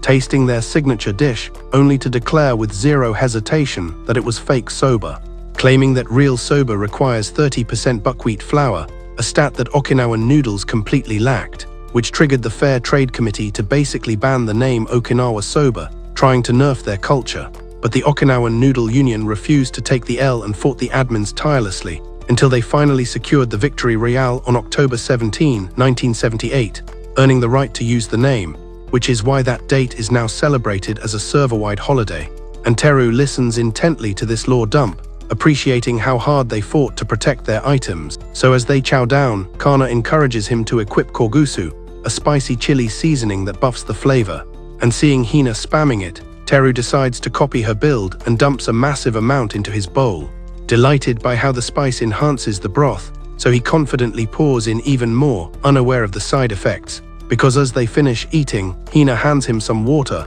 noticing his character is starting to glitch out, until Tetsu eavesdrops from the next table and informs the party that Teru is actually straight up drunk, since kogusu is literally made by soaking chilies in a wamori, a potent Okinawan liquor, meaning he just speedrun intoxication. And as the debuff kicks in, the group watches with concern as Teru's emotional dampeners completely fail, causing tears to stream down his face as he turns to Hina, pouring his heart out in a drunken, rambling mess, thanking her for existing and making her blush furiously, which instantly triggers Kana's jealousy meter. So Yi, seeing Kana take emotional damage, decides to intervene and shift the aggro, slyly reminding Teru that Kana is actually the main support who translates everything for him, which hits Teru like a truck, causing him to stumble toward Kana with glassy eyes and corner her against the wall, sobbing uncontrollably as he thanks her for carrying his gameplay and helping him understand the culture. And cut to a scorching summer day where Teru is suffering from the heat debuff in a humid classroom, desperately trying to stay positive by claiming the sun is a great opportunity to farm a tan, which prompts Hina to instantly equip sunglasses and speak in heavy dialect, confusing the heck out of him, making him think he accidentally triggered a hostile interaction. Luckily, Kana is there to translate, explaining that Hina is actually warning him about the deadly Okinawan sun, telling him that unsuspecting tourists constantly get sent to the hospital because they underestimate the solar damage, because aside from heatstroke, the UV index here is double that of Sapporo, meaning you literally get cooked alive, especially at the beach where the water reflects the laser beams, making sunglasses a mandatory item if you want to keep your eyesight, prompting Kana to step closer and compliment his skin tone, noting that he's actually managed to level up his tan since arriving, which makes Teru super happy since his goal is to blend in with the locals. So Hina proudly lifts her leg to flex her own tan lines, revealing a distinct sandal mark and declaring that true Okinawans must have the legendary Shimazuri tan. But instead of admiring the feat, Teru's camera angle drifts a little too high, getting a face full of thigh because Hina completely forgot about her skirt physics, sending his face temperature through the roof as he forces himself to look away, desperately agreeing with her just to end the accidental fan service moment, while the other classmates start roasting Hina for being childish, since most of them stopped caring about tan lines years ago, making Hina realize she's the only one still following the old meta. And to her absolute horror, she suspects even Kana has abandoned the way of the sandal, recalling their childhood days when they used to battle over who had the crispest lines. So refusing to accept this betrayal, she tackles Kana and rips off her sock, only to be devastated by the sight of a pristine, tan-free foot, feeling like their shared history just got deleted, causing her to cling to Kana and wail dramatically about being left behind, while Kana secretly feels insecure,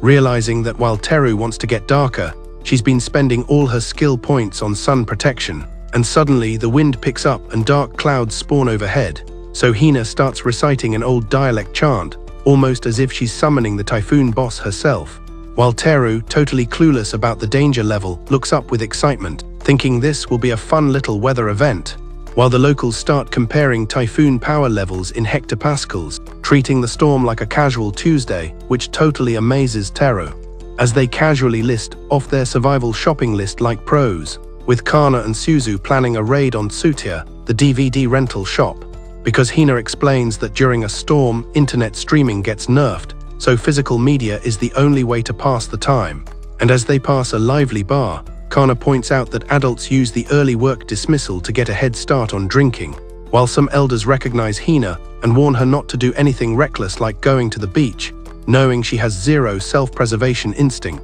So the group splits up and Teru heads home to call his dad, only to learn that his dad is region-locked on Ishigaki Island because the airport shut down, leaving Teru solo for the night, which actually hypes him up since he plans to just eat snacks and be lazy, ignoring messages from his friends and eventually dozing off, thinking this is the easiest quest ever, until he wakes up to a total nightmare scenario, with wind howling and trees whipping violently outside, snapping a picture for social media before an uneasy dread starts creeping in. And suddenly, the power grid fails, plunging him into total darkness without even a lightning warning. And when he tries to reply to his missed messages, his phone battery hits zero, leaving him completely cut off from the server. Panic setting in as he realizes he has no way to charge, and the water tap is dry, meaning he completely failed the prep phase, assuming this was just a regular storm. But Okinawa typhoons are built different, with wind speeds high enough to yeet trees, so he scrambles for a flashlight, startled by dragging noises upstairs,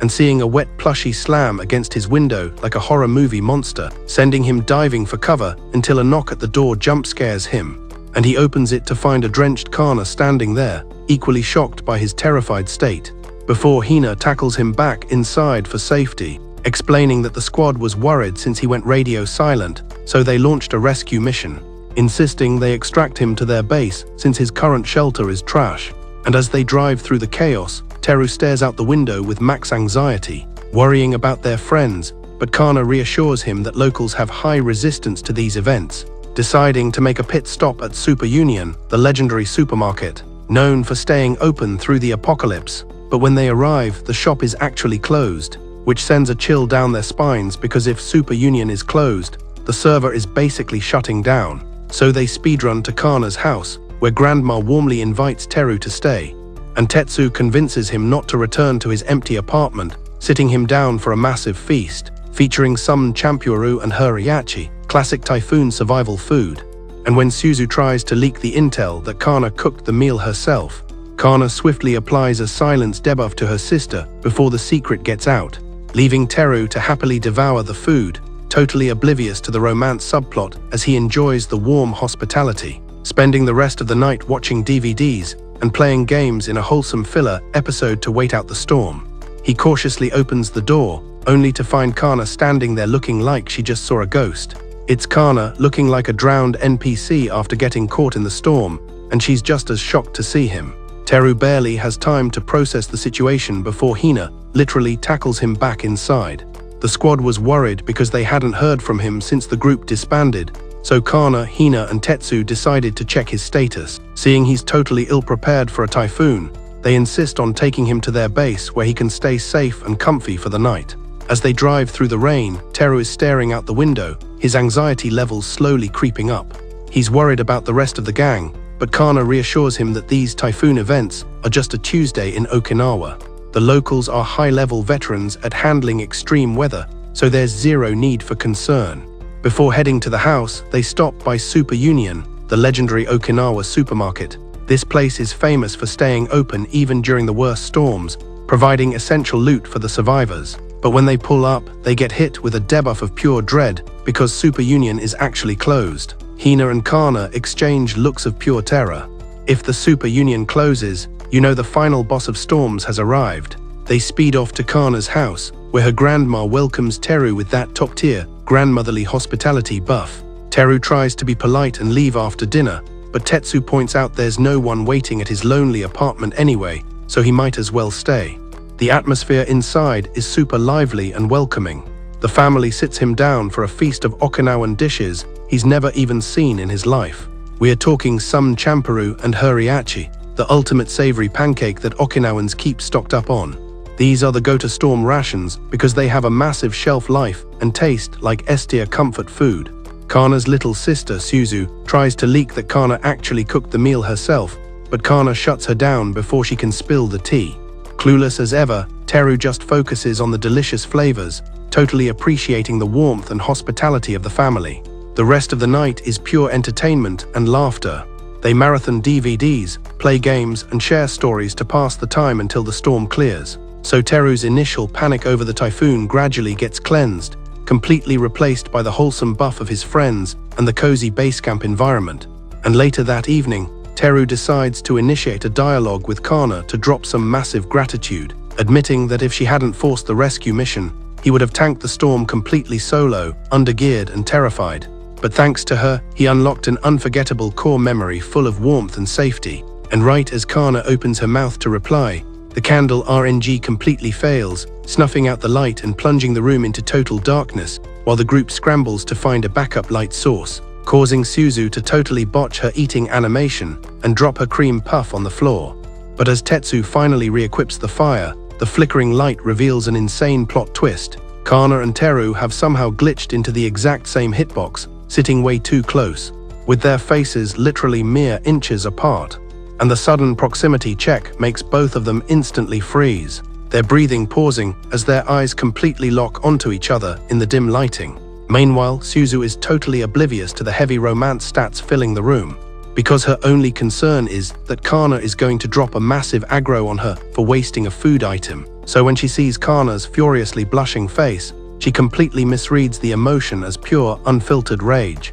And Kana, realizing her face is still tomato red, decides to just roll with it and pretend she's actually mad to avoid exposing her massive crush on the MC. And a few days after the storm event concludes, the squad reassembles at the beach to enjoy the freshly rendered sunshine and clear skies, where Hina and Kana get super deep into a lore discussion about Habu, leaving Teru completely lost as his comprehension stats fail again, forcing his brain to furiously calculate whether they're talking about the legendary shogi grandmaster Yoshiharu Habu, or the notorious highly venomous Habu snake that patrols Okinawa. So to clear up the lag, Hina pulls up a screenshot on her phone of a local NPC flexing a massive Habu snake, and Teru remembers that Okinawa is literally famous for being the Habu spawn zone, which instantly reminds him of the mongoose lore. But mentioning that specific animal totally nukes the vibe, pulling an unexpectedly depressing reaction from the guild, because apparently the Habu and mongoose rivalry has a tragic backstory,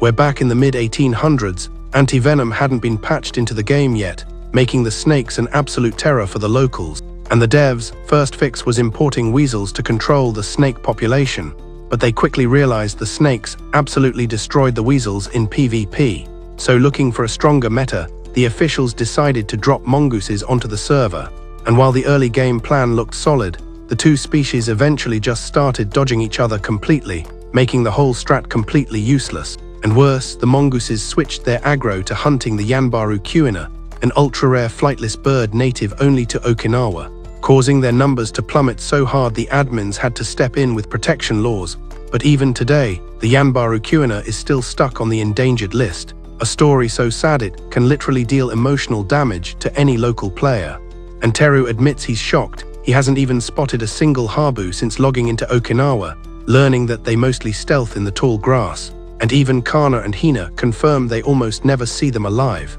since most encounters are just with the unlucky ones that got totally flattened by cars. So Hina warns Teru to never approach a roadkill Habu, since they can literally execute a post-death attack even when severely injured. And she casually drops the weirdest server rule: if you bring a dead Habu to City Hall, the officials will literally drop 3,000 yen into your inventory as a bounty. While Kana chimes in, explaining that Habu skin is a top-tier crafting material for trinkets and accessories, though it's heavily confused with other snake drops. For example, the base of the sanchin, which is a legendary Okinawan string instrument, is actually crafted from python skin, not Habu. But then Hina suddenly gets hyped and yells that she desperately wants to try Habu's sake, claiming it will massively buff her stamina bar, which instantly turns Kana's face bright red as she completely misinterprets the statement, dragging it straight into the gutter. Because in adult dialogue trees, gaining stamina from Habu's sake is the ultimate code word for boosting your endurance in bed.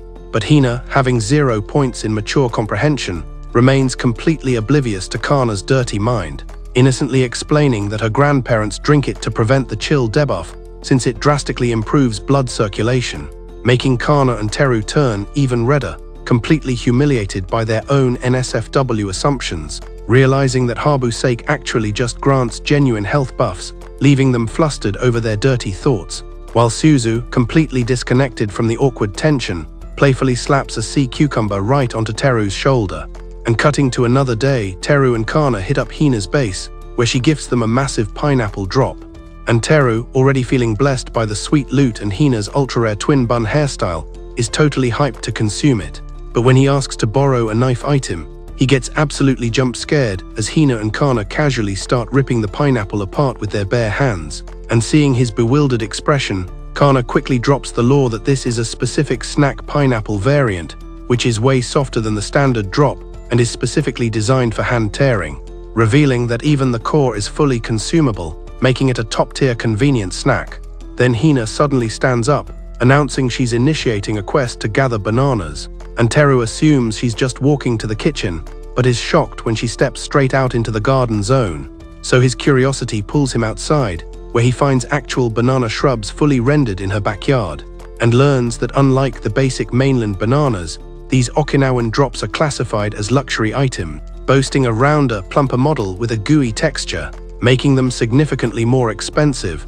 costing 10 to 20 times the price of the standard tier. And as they chat, Hina is completely mind-blown to learn that bananas don't naturally spawn on the mainland, until their law drop session gets interrupted by Sachiko and Hina's mom spawning in, asking if they're actively grinding the harvest quest. So wanting to max out his reputation with her family, Teru eagerly volunteers for the harvesting minigame, confidently stepping up, grabbing the stalk and hacking away, only to get absolutely blasted by a massive spray of banana juice that covers his clothes, instantly teaching him the hardest lesson about the Okinawan farming mechanics. Because the second the sap hits his gear, Hina explains she was just about to warn him that banana sap acts as a permanent debuff, and once it stains fabric, it is literally impossible to remove, leaving Teru massively embarrassed as he awkwardly insists it's fine. But determined to prove he's not a noob, he doubles down and offers to harvest the rest, claiming he wants to 100% the Okinawan lifestyle, when in reality, he's just desperately trying to secure style points with Hina.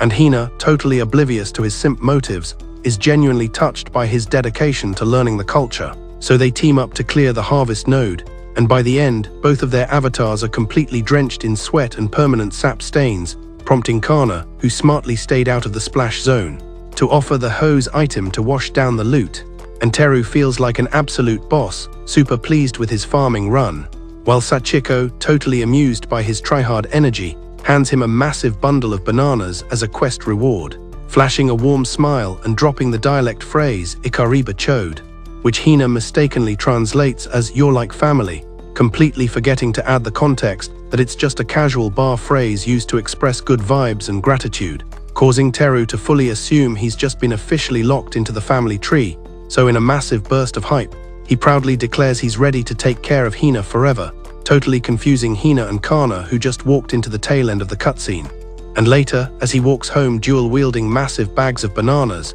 he notices two random kids screaming in terror and sprinting away from him, leaving him totally confused until he finally reaches his base, only for his dad to hit him with the exact same horrified reaction. And looking down, Teru finally pieces the puzzle together, realizing that the yellow banana sap actually oxidizes into a deep crimson red when it dries, meaning he literally looks like a horror movie villain covered in blood, which is exactly why locals always equip a raincoat for this specific gathering quest. And jumping to a regular school morning, Teru is super hyped to see Hina, who eagerly initiates a conversation. But as they talk, his perception checks catch something completely off. Her signature dialect is completely muted, and she's speaking in perfect standard Japanese. So he curiously asks why she switched her language settings, and Hina shyly admits it's because she desperately wants to communicate with him more, which hits Teru like a critical strike, leaving his brain completely scrambled as he tries to process the dialogue, mentally running the calculations on whether she just soft confessed to him, but his lack of confidence prevents him from fully locking in the answer, causing a massively awkward silence to stretch between them, neither player knowing which dialogue option to pick next, until Hina, completely flustered, panic switches the topic, hyping up a brand new pancake house that just dropped in town, expressing how badly she wants to try it, and casually dropping an invite to party up with him. And though the sudden topic switch catches Teru off guard, he eagerly hits accept, genuinely thrilled to finally run a full dialogue tree with her without needing Kana's translation patch. But as the chat flows, a heavy guilt debuff starts creeping into his mind, realizing that Hina is literally nerfing her own personality and abandoning the dialect she loves just to accommodate his low intelligence stat. And the thought really starts bothering him, feeling like he's forcing her to delete a massive piece of her identity. Reflecting on how deeply she treasures the Okinawan culture, he realizes she shouldn't have to rewrite her own code just to make his gameplay easier. When suddenly, a voice speaking flawless Okinawan startles him from behind,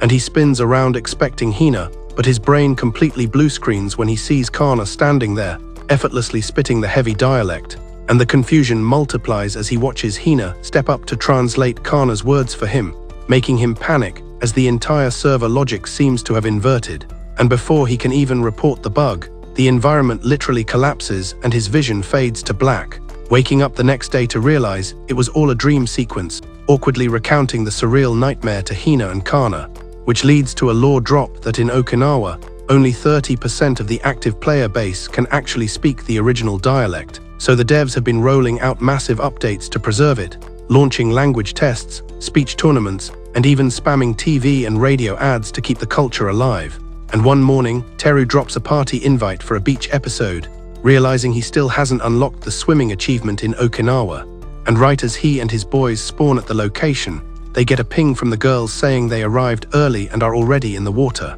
And the second Teru hears girls in the water, his imagination instantly starts rendering them in elite swimsuit cosmetics. So when he hears Hina's voice call out, his hype levels max out as he aggressively spins around, fully expecting to be blessed by top-tier fan service. But his expectations get instantly shattered when he realizes Hina and the girls are literally just swimming in their default casual skins. And Hina calmly explains the server rules. Okinawans don't actually equip swimwear, preferring to just tank the water damage in regular clothes, sending a massive wave of embarrassment over Teru as he realizes he's the only player on the entire beach wearing actual swim trunks, completely exposing himself as a mainlander noob. But shaking off the cringe, Teru finally dives into the water alongside Hina, and peering through his goggles, he is completely mind-blown by the insanely vibrant marine life rendered beneath him, a visual upgrade he'd never see back in Tokyo, happily following Hina as she flawlessly guides him through the underwater map.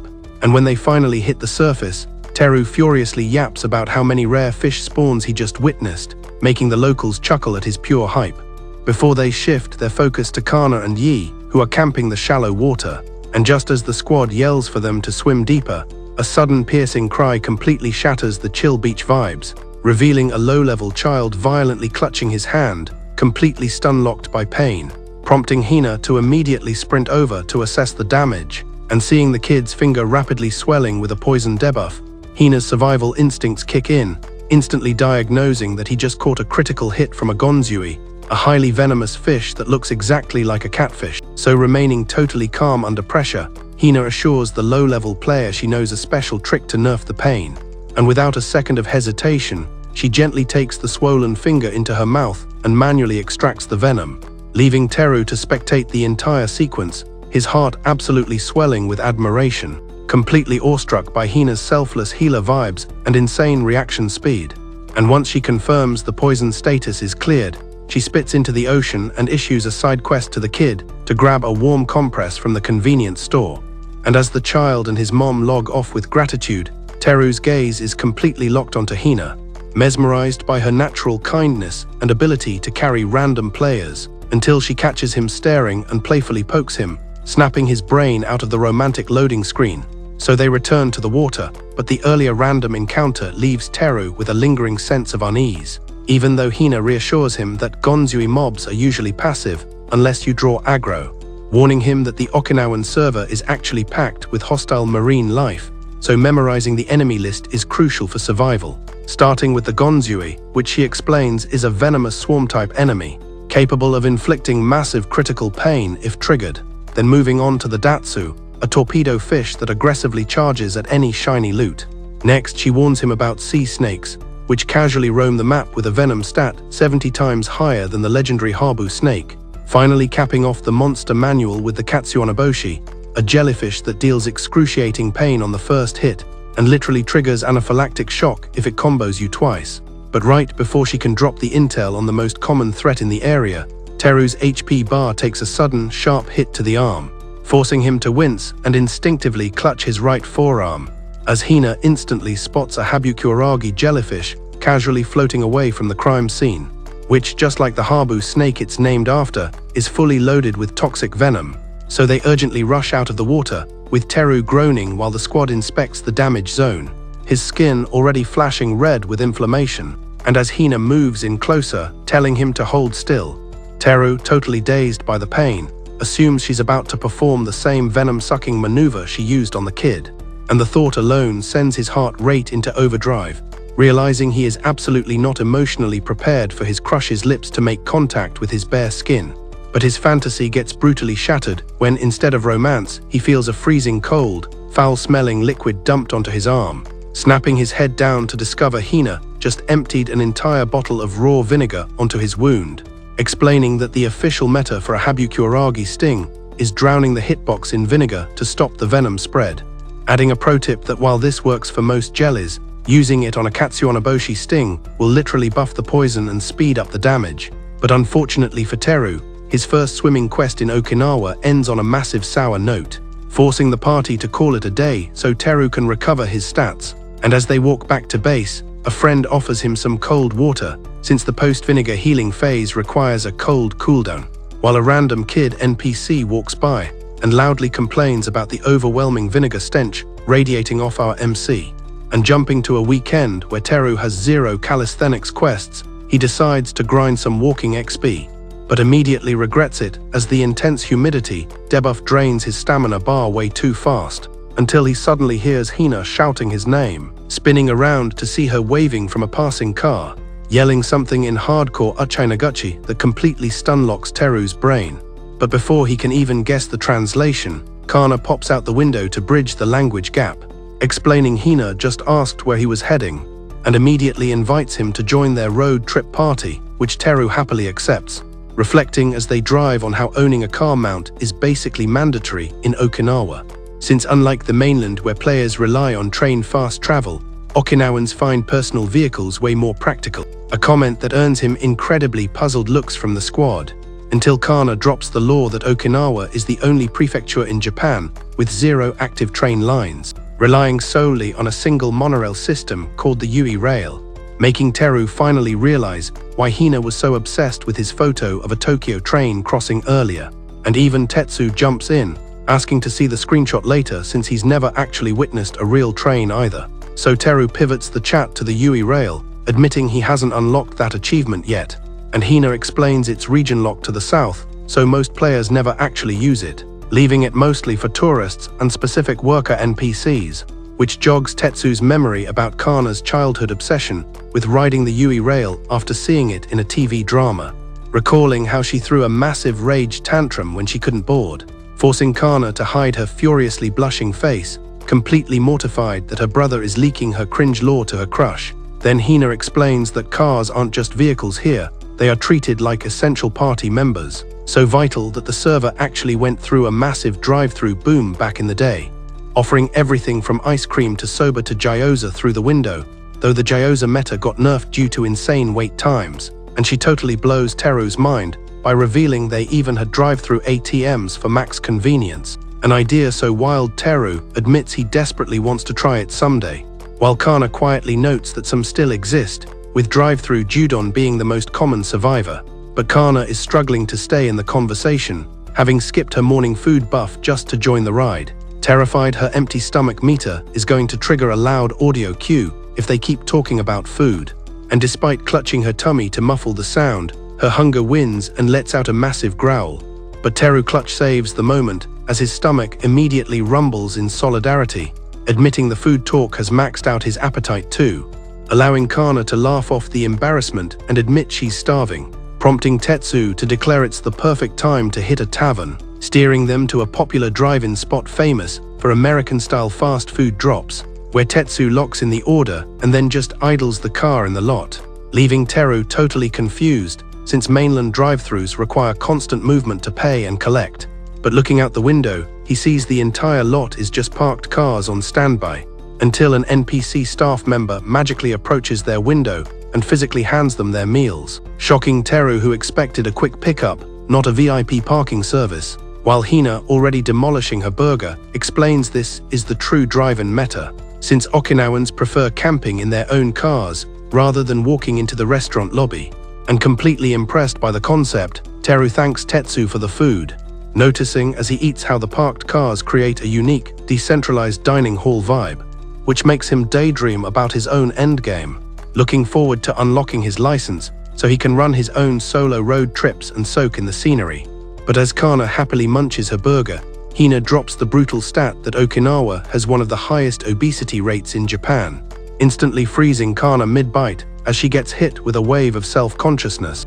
pinching her stomach and realizing she's definitely gained some weight, regretting her loop of constant snacking, post-meal napping, and total lack of walking XP, mainly because the intense heat debuff forces everyone to use cars even for short 5-minute trips. So determined to change her build, Kana pushes her fries toward the group, shocking everyone since her food drive is usually unstoppable. And as the drive continues, the chat loops back to Kana's childhood Yui rail obsession, with Hina recalling how Kana's massive tantrum forced Grandma to abandon the quest, leaving Kana in Hina's care, who promised to take her to the station just to look at the train. But when they arrived, Hina got so hyped she accidentally dragged Kana onto the train, forgetting Kana just wanted to admire the exterior. But to Hina's relief, Kana wasn't mad at all, instead excitedly yapping about a TV drama romance between a schoolgirl and a conductor, speaking so fast Hina couldn't even translate, until the train speakers blasted Tushin Doi to announce the next stop,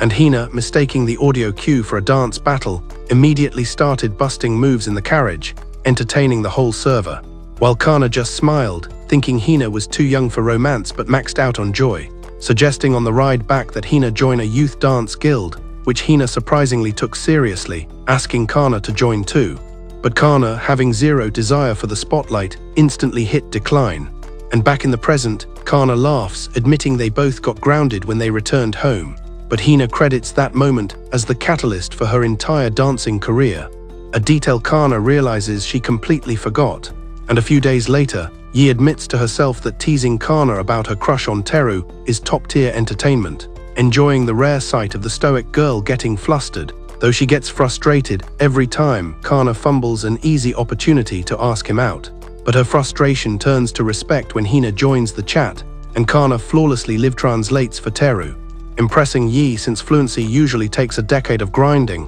yet Kana does it effortlessly, concluding on her walk home that the love buff is truly op. And on a random day, Teru decides to run a Family Mart fetch quest for fried chicken, only to step outside and realize the street map is completely devoid of NPCs, wandering through a literal ghost town with every shop closed. Determined to find a sign of life, he pushes to the community hub, but the entire zone is abandoned until he finally shouts into the void, asking if anyone is online, suddenly spotting Hina, Kana, and Yi camping under a tree with super serious expressions, before Hina breaks the silence to reveal the reason for the empty server, explaining that everyone is indoors watching a massive baseball PvP match featuring an Okinawan team, dropping the lore of the legendary 2010 Koshiin tournament where Konan High School swept the championships, a victory so monumental that whenever the local team plays, the streets empty out as every player glues themselves to the TV screen, their face textures completely locked into serious mode,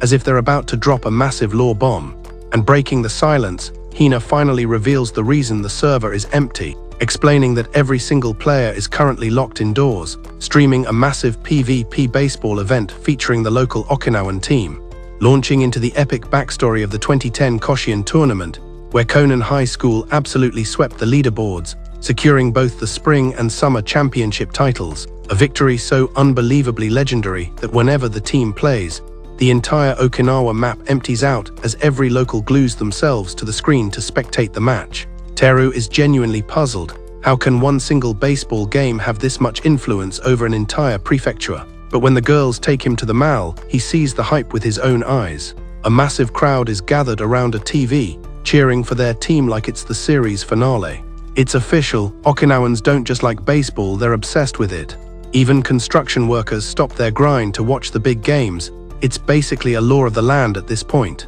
There's even a rumor that major business deals will fail if you dare to interrupt someone during a game. Hina shares some deep baseball lore about the Koshian sand. Losing teams usually collect sand from the infield as a memento of their journey. But back in the day, the Okinawan team wasn't allowed to bring the sand home because of airport security. They claimed it was foreign soil, forcing the players to dump it out at the airport. Heartbroken, the team had to leave it behind, and this incident turned the entire prefecture into baseball fanatics. Now, whenever an Okinawan team plays at Koshian, the whole island unites to support them. Seeing this overwhelming level of unity, Teru finds himself getting caught up in the high-energy hype. He decides to join the cheer squad and scream for Okinawa. However, as he tries to follow Hina's lead, he realizes pronouncing the players' names is a high-level difficulty quest. Listening to the announcer only makes things worse. These names are more complicated than a final exam. The announcer's speed is insane, making Teru even more confused.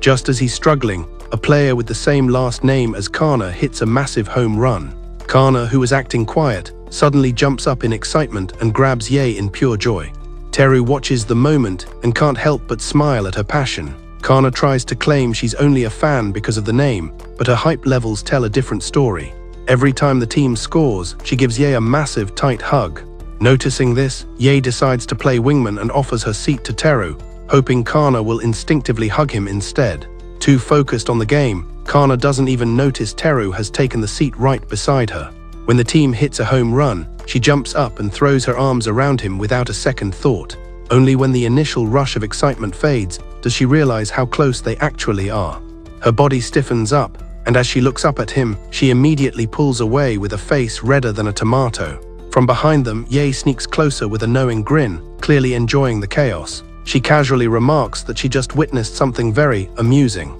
Hina, thinking she's talking about the home run, just nods in excitement. Kana, however, is dying inside, knowing full well that Ye is talking about that impulsive hug. Teru, as clueless as a generic harem MC, also assumes it's about the game and keeps watching. On a rainy afternoon, the gang takes shelter under a walkway, waiting for the downpour to pass. To kill time, they decide to play shiratori, the Japanese word game where each word starts with the last syllable of the one before. Teru struggles to keep up because his friends have a massive advantage with their knowledge of the Okinawan dialect. Most of the words they use are unfamiliar to him, and since so many end in the N sound, he's basically on a losing streak. He thinks the dialect is impossible, but Hina reassures him it's easy once you learn some basic rules. The Okinawan dialect has specific rules that make it totally different from standard Japanese. Vowels like E and O are often swapped for I and U, making even common words sound like a new language. Sounds get shortened or altered, adding another layer of complexity for our out-of-towner MC. Hina takes a lot of pride in her dialect knowledge, feeling like a real local pro. She credits her fluency to all the time she spent with her grandma, who speaks the old-school way. But just as she's feeling confident, an elderly woman approaches them and drops some super deep dialect. Her words are so dense that even Hina looks completely lost. Her local knowledge stat just hit 0. As the woman walks away, Teru asks for a translation, but Hina admits she didn't understand a single word. She explains that Okinawa wasn't always unified, so different villages developed their own unique versions of the language. Even the locals can have a hard time communicating if they're from different areas. Feeling embarrassed after her expert fail, Hina lets Teru choose a punishment for her. He briefly considers something pervy involving her boobs, but ultimately decides to make her buy everyone shaved ice instead. On another bright day, Hina visits Kana's house to invite her on a hangout quest. She hears shouting inside and realizes Kana is in a heated argument with her little sister, Suzu. She sneaks in the back and finds Suzu stubbornly refusing to eat the tomatoes on her plate. Hina, always ready to drop some knowledge, tells Suzu that eating tomatoes will make her strong like the Yamapika of Iriomote Island. Both Kana and Suzu just stare at her, having no idea what she's even talking about. She explains that Iriomote Island is a World Heritage Site because of its insane biodiversity. The island is home to unique animals like the Yamapika, also known as the Iriomote cat. These wild cats have a fascinating history, being trapped there since ancient times. They adapted to the harsh environment, even learning how to swim to catch fish and shellfish. This ability to survive in various conditions has made them incredibly resilient and tough. Hearing about how adaptable the Iriomote cat is, Suzu decides she wants to reach that same level of toughness. Determined to level up, she reluctantly picks up her fork and starts munching on the tomatoes. Hina, satisfied with the mission success, turns to Kana so they can finally head out to the pool.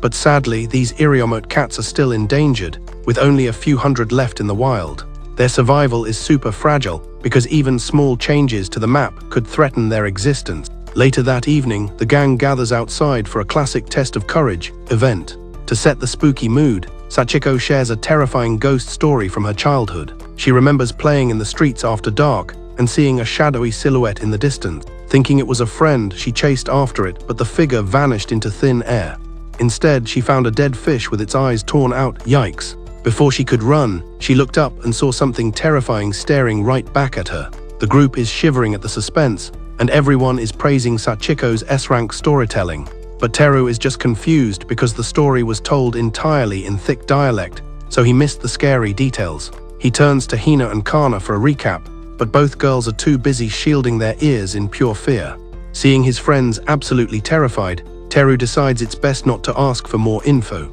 Instead, he comforts them and reassures them that the story is officially over. Kana is the first to cautiously uncover her ears, and the cute look on her face makes Teru's heart skip a beat. But just as the tension fades, another member of the squad offers to tell another horror tale. This one is about a taxi driver who picks up a very strange passenger late at night. The passenger gives him bizarre directions leading to a dark, lonely part of town. When the driver turns around to check on them, they've vanished, leaving only a pile of uchikabi behind. Another girl follows up with a story about two strangers meeting by chance. But when one of them reaches into his pocket later, it's mysteriously filled with, you guessed it, uchikabi. Teru notices a pattern. All these stories end with the ceremonial funeral paper money. Ye decides to tell the final story, taking us back several decades in time. It's about a schoolgirl taking a bus home late at night after club practice. The bus was empty, and when it stopped at a red light, the doors suddenly opened for no one.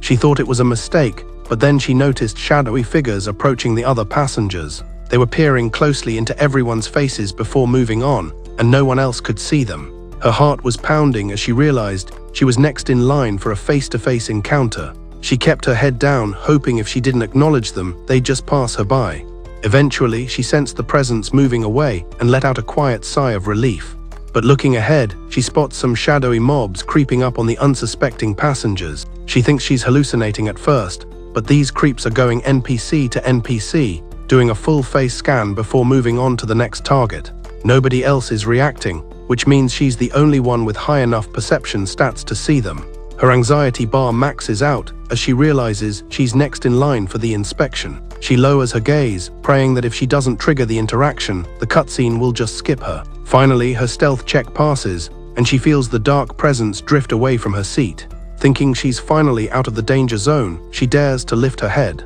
But plot twist, the spirit was right there, staring directly into her soul. The whole squad, Teru included, lets out a massive scream, talk about a jump scare ending nobody was ready for. Nobody knew Ye had those S-tier horror skills, and now the vibes are perfectly cursed for the actual test of courage. To get the quest started, they begin drawing lots to see who's pairing up for the night's challenge. The objective is simple. Pairs have to retrieve a sangwan, a traditional protective charm, from a stone monument hidden deep in the forest. Teru watches everyone grab their numbers, secretly praying to the RNG gods that he gets paired with Hina. But he has no idea that Kana is the one who actually pulled his matching number. Kana approaches him and shows her card, confirming they're teammates for this spooky forest raid. They're both relieved to be with someone they know, though Teru is low-key hurting seeing Hina head off with another NPC. But while the group is busy sorting out teams, a pair of glowing eyes is watching them from the shadows. Once everyone is ready, the pairs start heading into the dark woods a few minutes apart. Teru and Kana are the 8th team to deploy, and they're both visibly shaking in their boots. Teru tries to break the tension by talking about summer homework, but it's hard to stay casual when the forest is this creepy. Teru is still haunted by those ghost stories, while Kana is just nervous about being one-on-one with her crush. The night air is dead silent, making every single leaf crunch sound like a final boss encounter. Both of them try to mask the awkwardness with some light chatter, but the dialogue tree quickly runs dry, until Teru suddenly hears a creepy laughter sound effect coming from the bushes. prompting Kana to reassure him it's just a yalu, a local gecko with a vocal cord upgrade. Because unlike the silent NPC geckos on the mainland, Okinawan geckos love spamming voice lines that constantly jump scare new players. And since the island is swarming with them, they constantly clip into air conditioning units, forcing locals to equip special gecko guards just to keep the little intruders from breaching their bases. But for Kana, the noise is just background ambience, so she finds it super amusing watching Teru panic over a lizard before they keep moving, allowing the conversation to flow naturally again as they hunt for the charm, slightly lowering the tension levels. But their laughter gets instantly cut short when Teru's flashlight reveals a terrifying figure wearing a cow-headed mask straight out of a horror game, causing both of them to instinctively enter combat stance until they realize it's just their friends trolling them. And Kana explains the masked figure is cosplaying a cow Majimon, a yokai that brings an instant game over if it runs between your legs. So Teru shines his light elsewhere, only to spot another figure rocking a pig-headed mask, which Kana identifies as a Uagawa Majimon, another spirit with the exact same deadly superstition attached, proving that animal-based yokai in Okinawa really love griefing players by running through their legs to inflict misfortune. So Kana and Teru decide to ignore the masked pranksters and push forward. But suddenly Teru's perception skill picks up something weird in his peripheral vision,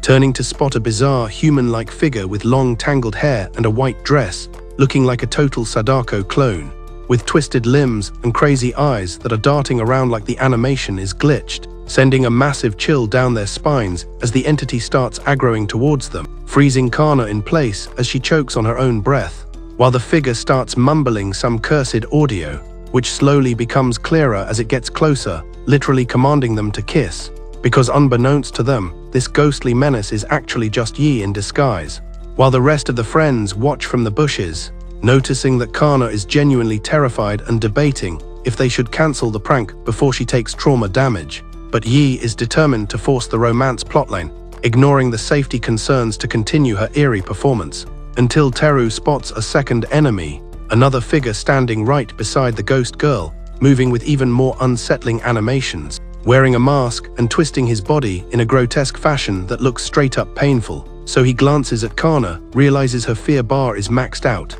and without hesitation, activates his Chad mode, grabbing her hand and sprinting in the opposite direction to escape the horror. And the warmth of his hand hits Kana with a massive critical emotion boost, making her fall even harder for him despite the terror, before they finally burst out of the woods and into the safe zone clearing where the rest of the party is waiting, causing Hina to rush forward and hug Kana in relief, happy they survived the dungeon, while Teru identifies the earlier mobs, revealing the cow yokai was Tensuki, the pig was Takazu, and the ghostly girl was obviously Yi, who is super satisfied with her acting skills, prompting a still-shaken Kana to scold them for taking the prank way too far, while Teru scans the crowd for that final, unexplained figure, suddenly feeling a presence behind him, spinning around to find the monster standing right there, who slowly removes the mask to reveal it was Esau all along. And Hina explains he was role-playing a Pawntu, a visitor god and protector spirit, which unlike traditional holy figures,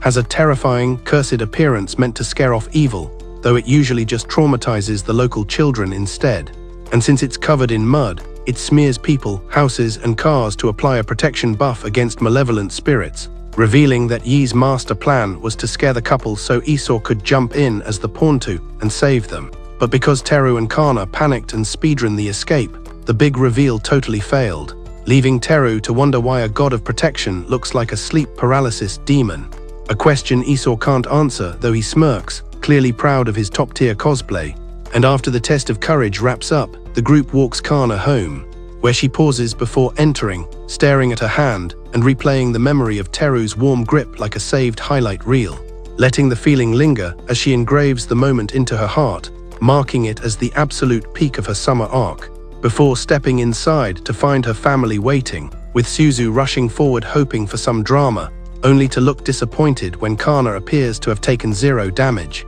And a few days later, Teru proudly flexes his bicycle to Hina and Kana, expecting them to be impressed by his mount, but instead they frown at the absolute state of it, pointing out the massive rust damage on the frame and the creaky chain, immediately realizing the salty typhoon air completely destroyed its durability. Because having lived on this server for so long, they know metal gear corrodes instantly in the sea breeze. So Okinawans have adapted by constantly maintaining their loot to prevent rust, with car owners even camping at gas stations for hours after a storm just to wash the salt off their vehicles. And realizing he's been neglecting his gear, Teru decides to visit a repair shop, only to learn the nearest one is 7 kilometers away. Because unlike the mainland, Okinawa has very few bike vendors, since the steep terrain, extreme humidity, constant thunderstorms, and salt air basically nerf bicycles into the ground, leading everyone to main cars instead. And as the obstacles pile up, Teru starts wondering if repairing this trash-tier bike is even worth the gold,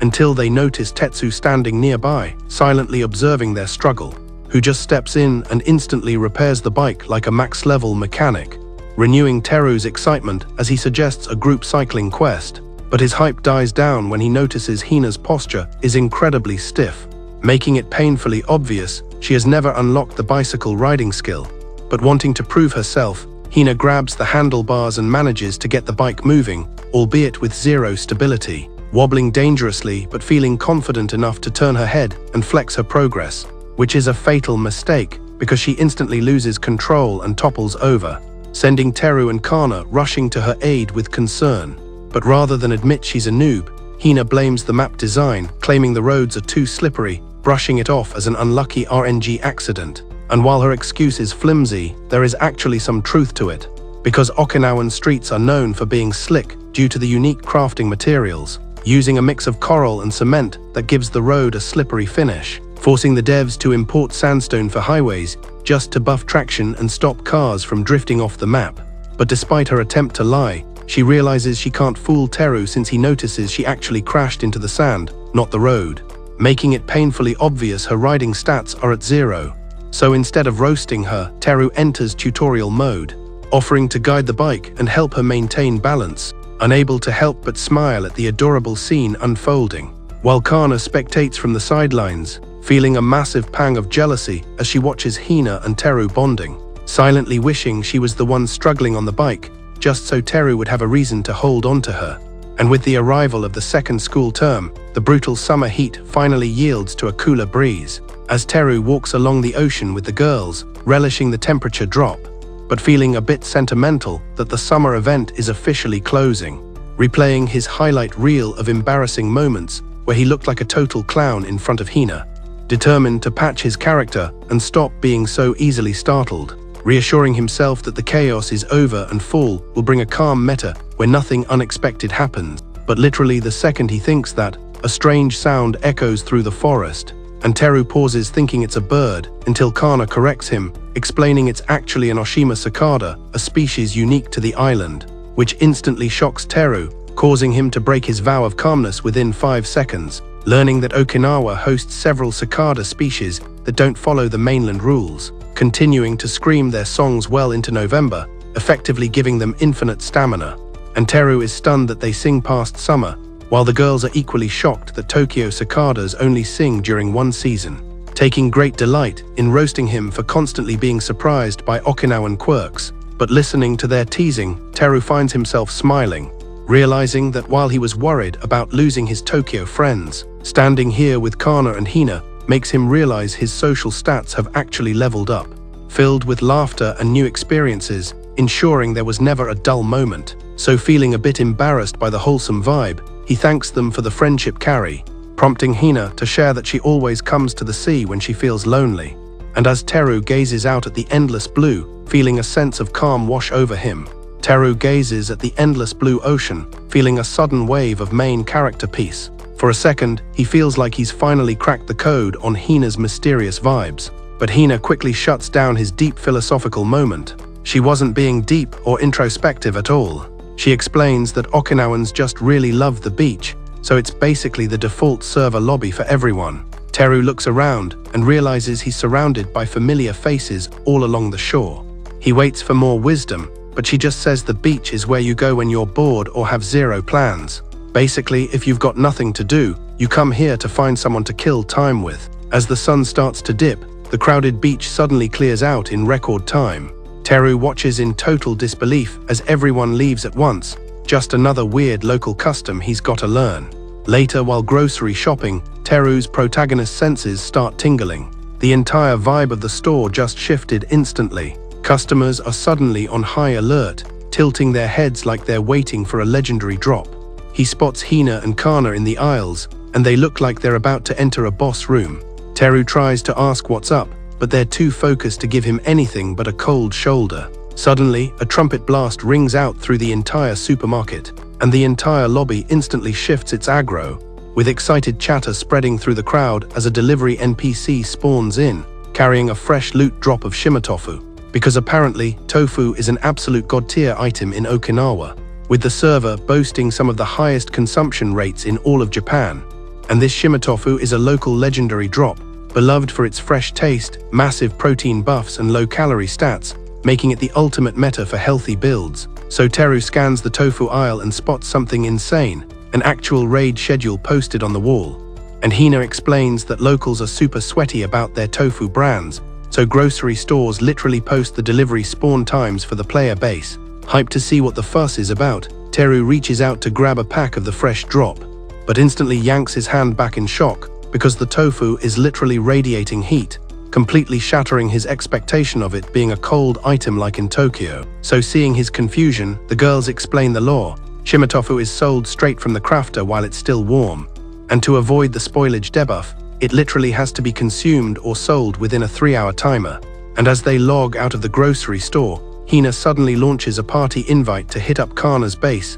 and consume the loot together. And though it catches her off guard, Kana hits accept, blushing furiously, so they soon find themselves at Kana's dining table, completely surrounded by a massive feast of tofu-crafted items, all cooked up by Kana's grandma. But before anyone can consume, one bowl is dedicated as an offering buff to the family shrine. And as they finally dig in, the massive comfort stats of the food instantly apply a relaxation buff to the whole party, with Suzu getting so full her stamina bottoms out, and she literally falls asleep at the table. But the exact second she hears the word dessert drop in the chat, she instantly revives, eyes wide and ready for more loot. So Kana's grandma spawns a small dish right in front of Teru, containing a block of tofu equipped with a mysterious dark sauce packet. And at first, Teru thinks it's a prank, but watching the others aggressively pour the sauce and devour the dish confirms it's the real deal, making the bizarre combo totally valid in this region. And his camera lingers on Hina for a moment,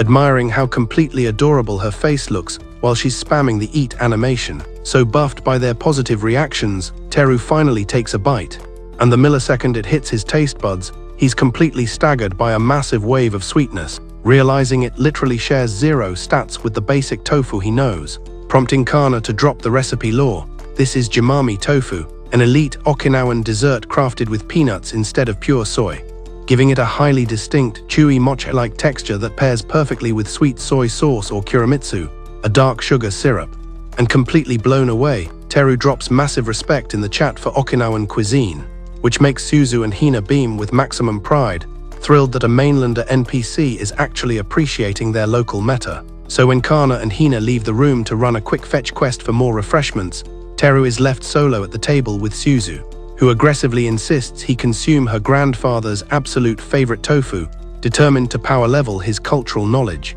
But when the girls finally return to the lobby, they find Teru completely knocked out in the corner, and Kana instantly panics, rushing over to check his HP, but as she zooms in, she spots something super weird. Because instead of looking like he took damage, his face is locked in a state of pure, blissful ascension, and her eyes slowly pan to the empty plate beside him, triggering a massive realization. Because the item he just consumed was tofuyo, a hardcore pickled tofu fermented in a wamori, the island's legendary sake, instantly reminding the girls of Teru's biggest character flaw. His alcohol resistance stat is literally 0, flashing back to his first encounter with Okinawan soba, where a tiny drop of alcohol turned him into a massively touchy, emotional mess. So they brace for impact, fully expecting him to launch into another chaotic, drunken gratitude speech, with Kana specifically bracing herself, totally convinced he's going to shower her with awkward romantic dialogue again. But Teru pulls a massive Una reverse, completely bypassing Kana and dropping to his knees in front of her grandmother, pouring his heart out to thank her for all the god-tier meals she's crafted for him, making Hina burst out laughing, joking that Kana's grandpa is probably catching massive jealousy aggro from the afterlife. But Grandma just smiles a wholesome smile, reassuring them that as long as her happiness bar is full, her husband's is too. And eventually, Teru's stamina drops back to 0 and he passes out again, leaving Hina and Kana to chill and review their old dialogue logs while he reboots, triggering Kana to load up a specific memory from their low-level days, an event that's permanently saved to both their hard drives, where Hina's grandma, Sachiko, caught a severe illness debuff and was entirely bedridden. And even though Hina wanted to camp her room as a dedicated support, Sachiko forced her to go grind outside, not wanting to trigger her granddaughter's worry stats. But the anxiety debuff was too heavy, and Hina couldn't shake the stress. So when Kana spawned in to invite her to a mini-game, she immediately ran a perception check and realized the vibes were totally off. And upon discovering Sachiko's HP was critically low and she hadn't consumed any food items, Kana instantly activated her quest mode, teaming up with Hina to brainstorm a consumable that had high nutrition stats but was super easy to digest, finally locking onto Yushi Tofu, a fluffy top-tier healing item, though they had to check their inventories to make sure they had enough gold to actually buy it. And setting off on a vendor run, they pushed through and successfully secured the loot. But while fast traveling back to base, they got way too reckless with their movement speed, causing Kana to completely fail an agility check, tripping and yeeting the entire bag of tofu straight onto the pavement. And seeing the ruined loot, Kana's emotional dampeners shattered as she burst into tears, totally devastated by the fumble, which triggered a chain reaction that made Hina start crying too. But refusing to abandon the quest, they salvaged whatever tofu was still viable and limped back home, using the scraps to craft a basic soup which they presented to Sachiko, who, massively touched by their effort, dropped a legendary piece of dialogue they had never heard before, Nuchigusui, which they later unlocked the translation for, meaning medicine of life, totally unaware that the soup's watery consistency wasn't a deliberate crafting choice, but a desperate attempt by the girls to stretch the volume with extra water to cover up their massive loot drop failure, until the guilt finally maxed out and they confessed the entire botched run to Sachiko. And while they were explaining, Sachiko's perception caught Kana's scraped knee from the fall, and without a second thought, she reached out to gently pat Kana's chest and back, applying a massive comfort and healing buff, making Hina realize for the first time that her teammate had actually taken physical damage, prompting her to tackle Kana in a hug and spam apologies for her zero situational awareness. And watching the duo bond, Sachiko pulled both of them into a massive owie hug, declaring them to be her real Nuchigusui, her ultimate healing items. And cutting to the next day at the academy, Teru's class boots up a home economics minigame, where whatever you craft becomes your actual lunch drop. And Teru's RNG hits perfectly as he spawns into a party with his usual squad, completely hyped because it means he gets to spectate Hina equipped in her apron skin. And as the group strategizes their recipe, Teru confidently volunteers for the Goya chopping quest, but the second he says the item name, his pronunciation is totally botched, triggering the entire party to instantly correct him, explaining that mainlanders constantly mispronounce it, which generates massive passive aggro from Okinawan locals, noting that some players even launch internet crusades just to patch the server's pronunciation errors. So curious, Teru pulls up the wiki and discovers the official item name is actually Nigori, and Goya is literally just the localized Okinawan dialect. And hearing this lore drop makes Hina completely freeze, because her entire life she thought Goya was the universal base name and never realized it was region-locked terminology,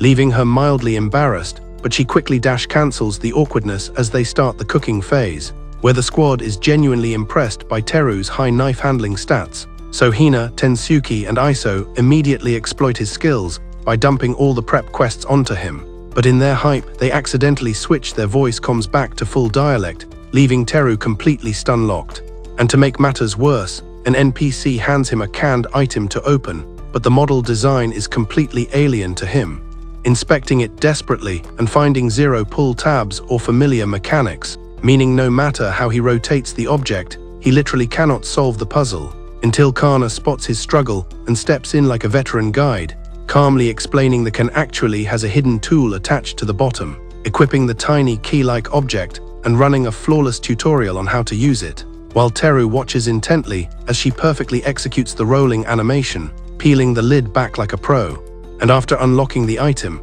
Kana stays in the lobby to translate all the cooking dialect that had completely glitched his brain, clarifying that stirring until gooey is a specific stat requirement for the dish, while also dropping the exact commands for slicing and mixing, because Okinawans spam dialect even during basic crafting menus, which is an absolute nightmare for newly transferred players. And once she confirms his comprehension is patched, Kana returns to her own station, but not before issuing an open invite for him to ping her whenever he needs help, leaving Teru staring at her character model, massively touched by her support build. Realizing that even though her APM is maxed out with her own tasks, she still burned time to hard carry him. And as the timer hits 0 on the cooking event, Teru's squad successfully crafts an entire banquet of god-tier dishes that massively buff their taste buds. And while consuming the loot, Teru drops a 5-star review for the whole experience, bragging about all the exclusive Okinawan cooking terminology he just unlocked. And the guys nod in agreement before playfully trolling him with the lore that some of these terms actually have double meanings, like shirashiri, which is the command for slicing veggies, but is also slang for getting physically close to another player, a setup that Yi instantly capitalizes on to trigger some romantic chaos, pivoting to Kana and forcing her to define the term takumakwi, an ultra-specific word meaning togetherness and bonding. But before Kana can even formulate a response, Hina physically shoves Teru and Kana's hitboxes together, fully demonstrating the word in real time. A collision that instantly overheats both their systems, turning them into blushing messes. And seeing Kana's critical error state, Hina quickly checks if she actually broke her friend, while the boys relentlessly spam the chat, roasting Teru for securing such high proximity with Kana. And after the academy logs off for the day, the party regroups with Tetsuya, and Hina asks if he's loading up a fishing quest tomorrow, but Tetsu shakes his head, announcing tomorrow is officially his Moe day, which completely baffles Teru's translation matrix, because his only reference for Moe are the giant stone head statues from the Easter Island server. But when the rest of the squad instantly starts hyping Tetsu up and daydreaming about their own Moe, Teru genuinely concludes that Okinawans must just have a massive cult following for the Easter Island statues. So instead of asking for context like a normal player, he immediately pulls up the wiki for Moe statues, and as he reads the lore, he gets massively emotional over their historical origins, totally mistaking it as a core pillar of Okinawan culture, until Kana notices his brain totally misfiring and steps in to patch the misunderstanding, explaining that an Okinawan Moe is actually a social guild system where players pool their gold together to fund massive party celebrations. And before logging off, Tetsu tries to drop some deep veteran wisdom on Teru about the pure value of bonding with your guildmates. But Kana, who knows her brother's exact stat build, instantly fact-checks him in front of everyone, exposing that he literally just uses Moe as an excuse to spam drinking emotes. And as the party walks home, they officially lock in a pact to form their own Moe guild when they hit the level cap, giving the boys the perfect opening to ruthlessly roast Teru for his negative alcohol tolerance, reminding everyone of the time he completely lost his mind after consuming a single drop of a Wamori. While the gang is busy, a new girl with light skin and purple hair passes by, keeping a close eye on them. And the next day after school, Yi and Kana are stuck doing the stair cleaning quest, where Yi drops some aggro on Kana for being lazy, making Kana instantly panic, assuming Yi is roasting her for gaining weight. But Yi quickly corrects the dialogue tree, explaining she's actually referring to a way bigger issue, specifically Kana's massive lag in launching her confession event with Teru, expressing genuine concern that they'll be stuck in this unresolved slow burn romance until they're literally old NPCs, trying to hype Kana up to initiate the romance route before the timer runs out, warning her that if she keeps AFKing, some random girl might spawn in and completely steal Teru's heart. And perfectly on cue, as they pass a classroom, Yi spots Teru inside and tries to ping him, but her radar instantly catches that he isn't alone. Hina is right there with him, clutching a piece of paper to her chest like a legendary quest item, and seeing this completely stunlocks Kana, because in anime lore, a letter equipped in a girl's hands literally only means one thing: a romantic confession, sending Kana into a full panic state, totally paralyzed by the potential game over. But Yi, absolutely determined to carry Kana to victory, decides to rush the room and interrupt the cutscene. Except before she can drop a single voice line, Hina's evasion stats kick in, hiding the letter behind her back looking incredibly sus, before she violently dash cancels straight out of the classroom, leaving Teru completely baffled, who instantly activates his sprint to chase after her, leaving Kana and Yi standing in the doorway processing the chaos. And as Hina finally stops to regenerate stamina, She grips the letter even tighter, her mind totally redlining,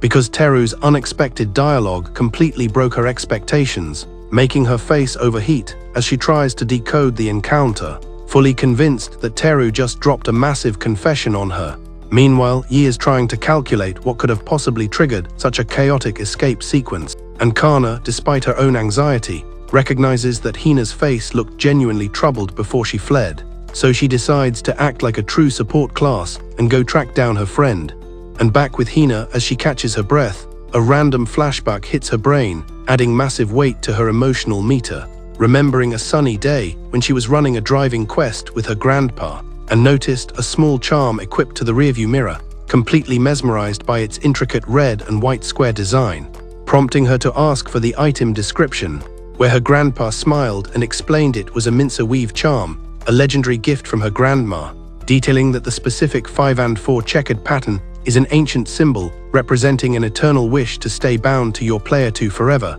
across all servers and lifetimes, adding the lore that lovers traditionally exchange these items to lock in their romance route. So with her hands literally shaking, Hina opens the envelope Teru gave her, and inside is a beautifully crafted handkerchief rocking that exact same unmistakable mincer weave pattern, making her heart completely redline as the implications sink in, terrified by the possibility that Teru just formally locked in a love confession, a thought that sends her into emotional overdrive, forcing her to hit sprint again the second she sees Teru catching up. But as she blazes past a group of classmates, she hears them happily thanking Teru for gifting them the exact same mincer handkerchiefs, making Hina instantly hit the brakes, her face glitching deep red as reality crashes down on her, realizing she completely misread the entire interaction, because it turns out Teru's dad just fast-traveled back from the Iyama region and bought a massive stack of these handkerchiefs as basic souvenir loot, and Teru was literally just distributing them to his friend list,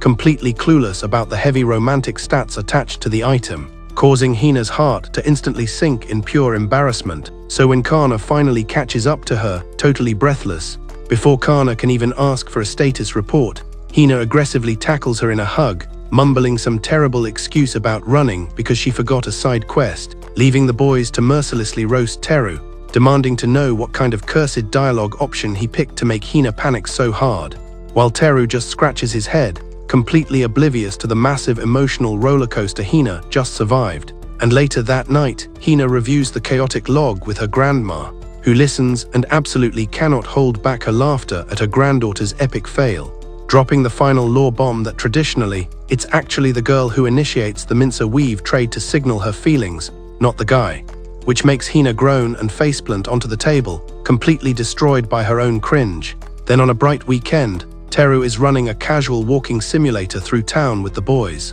and while chatting, his radar picks up Kana and the girls spawning a few meters ahead, bringing a smile to his face as he prepares to ping them. But right as he's about to shout their names, the wind RNG acts up, blowing a stray piece of paper straight out of Kana's inventory and right to his feet. And when he inspects the item, his curiosity instantly turns into max-level concern, because the paper is completely covered in bizarre, cryptic symbols that look like ancient runes, sending his mind into a panic as he imagines the absolute worst-case scenarios, fully convinced he just stumbled upon a dark summoning spell and the girls are running a secret witchcraft guild. But before he can call them out for using dark magic, the girls finally notice the boys trailing them, and Hina rushes over to thank him for securing the dropped loot, but Teru gets completely distracted by a weird, black, claw-like item equipped on her finger, though his witchcraft theory gets instantly debunked when the girls drag the boys straight into a Sanshin music shop, where Kana explains the black nail is actually just a bakai,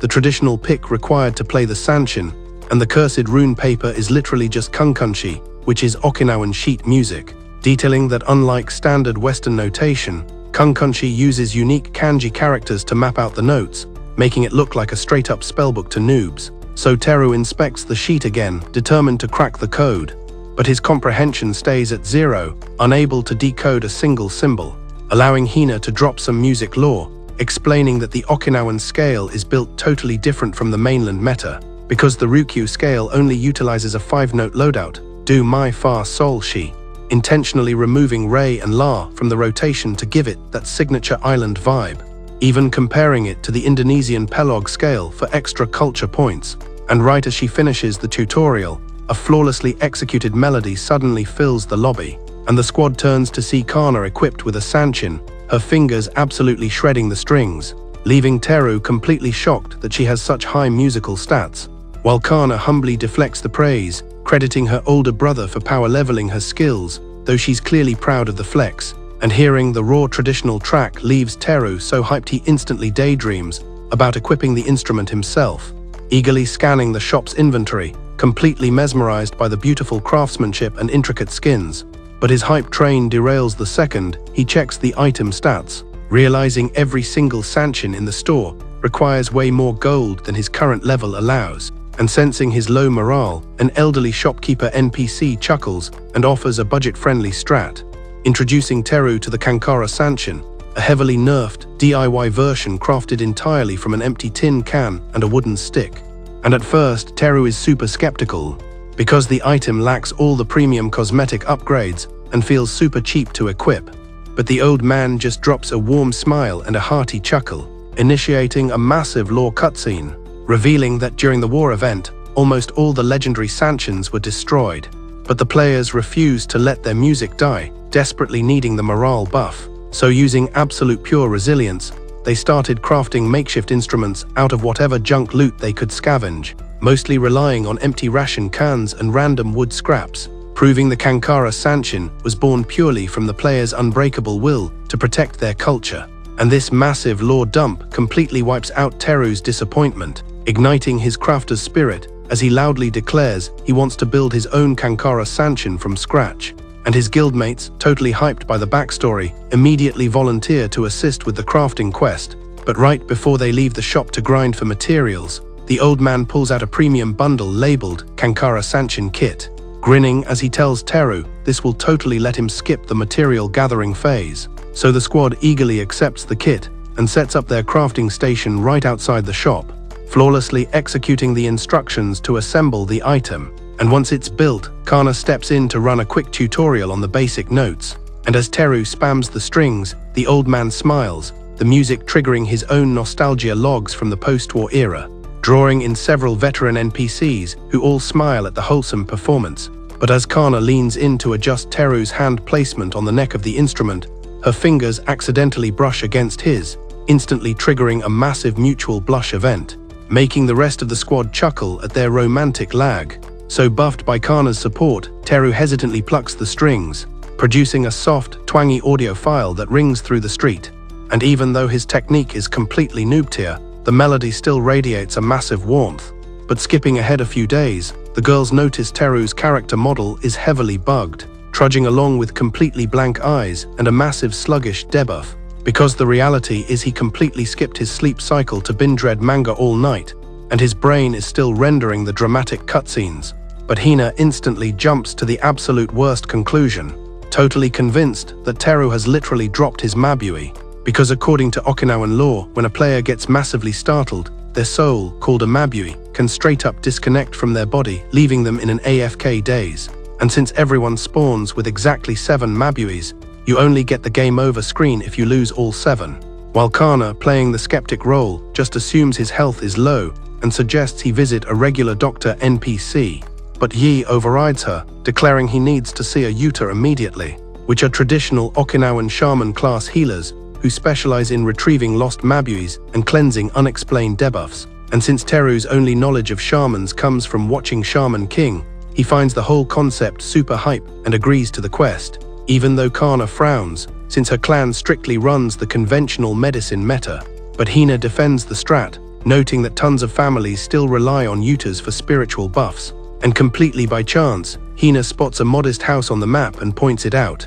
revealing it's the base of Chinan, the local Yuta. And perfectly on cue, an elderly woman spawns nearby carrying grocery loot, looking totally normal, with a gentle face and silver hair tied in a bun. And her high perception stats instantly recognize Hina, greeting the party with a warm smile. But Teru is completely thrown off, having fully expected a Yuta to be rocking some crazy mystical armor or an intimidating aura. So Hina quickly drops the quest details, and Chinan accepts the task to scan Teru's stats, locking her sharp eyes onto him, which rapidly fills his anxiety meter. causing him to nervously shift under her intense target lock. And though he's mostly skeptical, he can't help but wonder if this Yuta actually has true sight enabled. When suddenly, Teru's screen starts fading to black as an overwhelming sleep debuff hits him like a truck. Hearing Chinan's calm audio track instructing him to search his internal files and replay his Okinawan memory logs, and instantly a massive montage sequence triggers,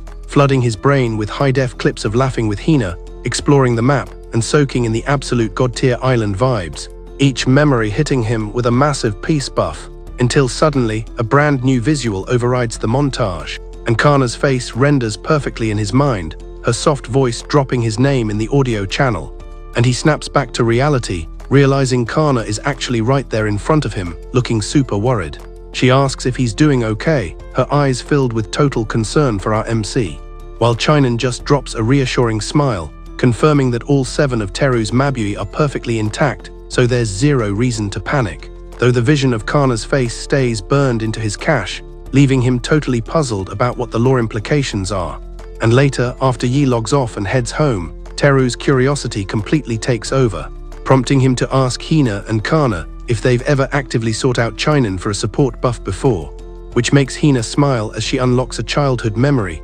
revealing they actually visited Chinan back when she was still a low-level apprentice training under her mom to unlock the Yuta class, explaining that she and Kana had partied up to deliver a pot of food, and were welcomed into the base where Chinan's mom treated them to tea and cake consumables, and the girls giggled as they enjoyed the loot, completely fascinated by the older Yuta's lore dumps about how their class serves as spiritual guides for the server, explaining that a Yuta's ultimate purpose is using their heaven-granted buffs to heal players in need and provide mental clarity, a backstory so epic that Kana and Hina instantly declared their dream to dual class as Yutas themselves one day, and amused by their noob-tier innocence, the Master Yuta gazed at them fondly before getting hit with a sudden prophecy, announcing that one of the girls possessed an N, which is a legendary destined connection to someone from far away, signifying an unbreakable bond of fate, friendship, or even marriage, leaving both girls completely stun-locked by the massive spoiler, their imaginations running wild with the endgame possibilities. But before the NPC could drop the rest of the lore, she literally closed her eyes and went AFK for a nap, leaving the girls totally bewildered since they had zero clue which one of them had the destined romance route. And though they left the base without finishing the quest, the prophecy permanently stuck in their mental logs, until Hina was the first to casually shrug it off, playfully declaring she wouldn't even be mad if Kana was the one with the destined N. Because as long as someone is linked to Kana, Hina reasoned her best friend passive ability would automatically include her in the bond too, a wholesome sentiment that made Kana smile, and now standing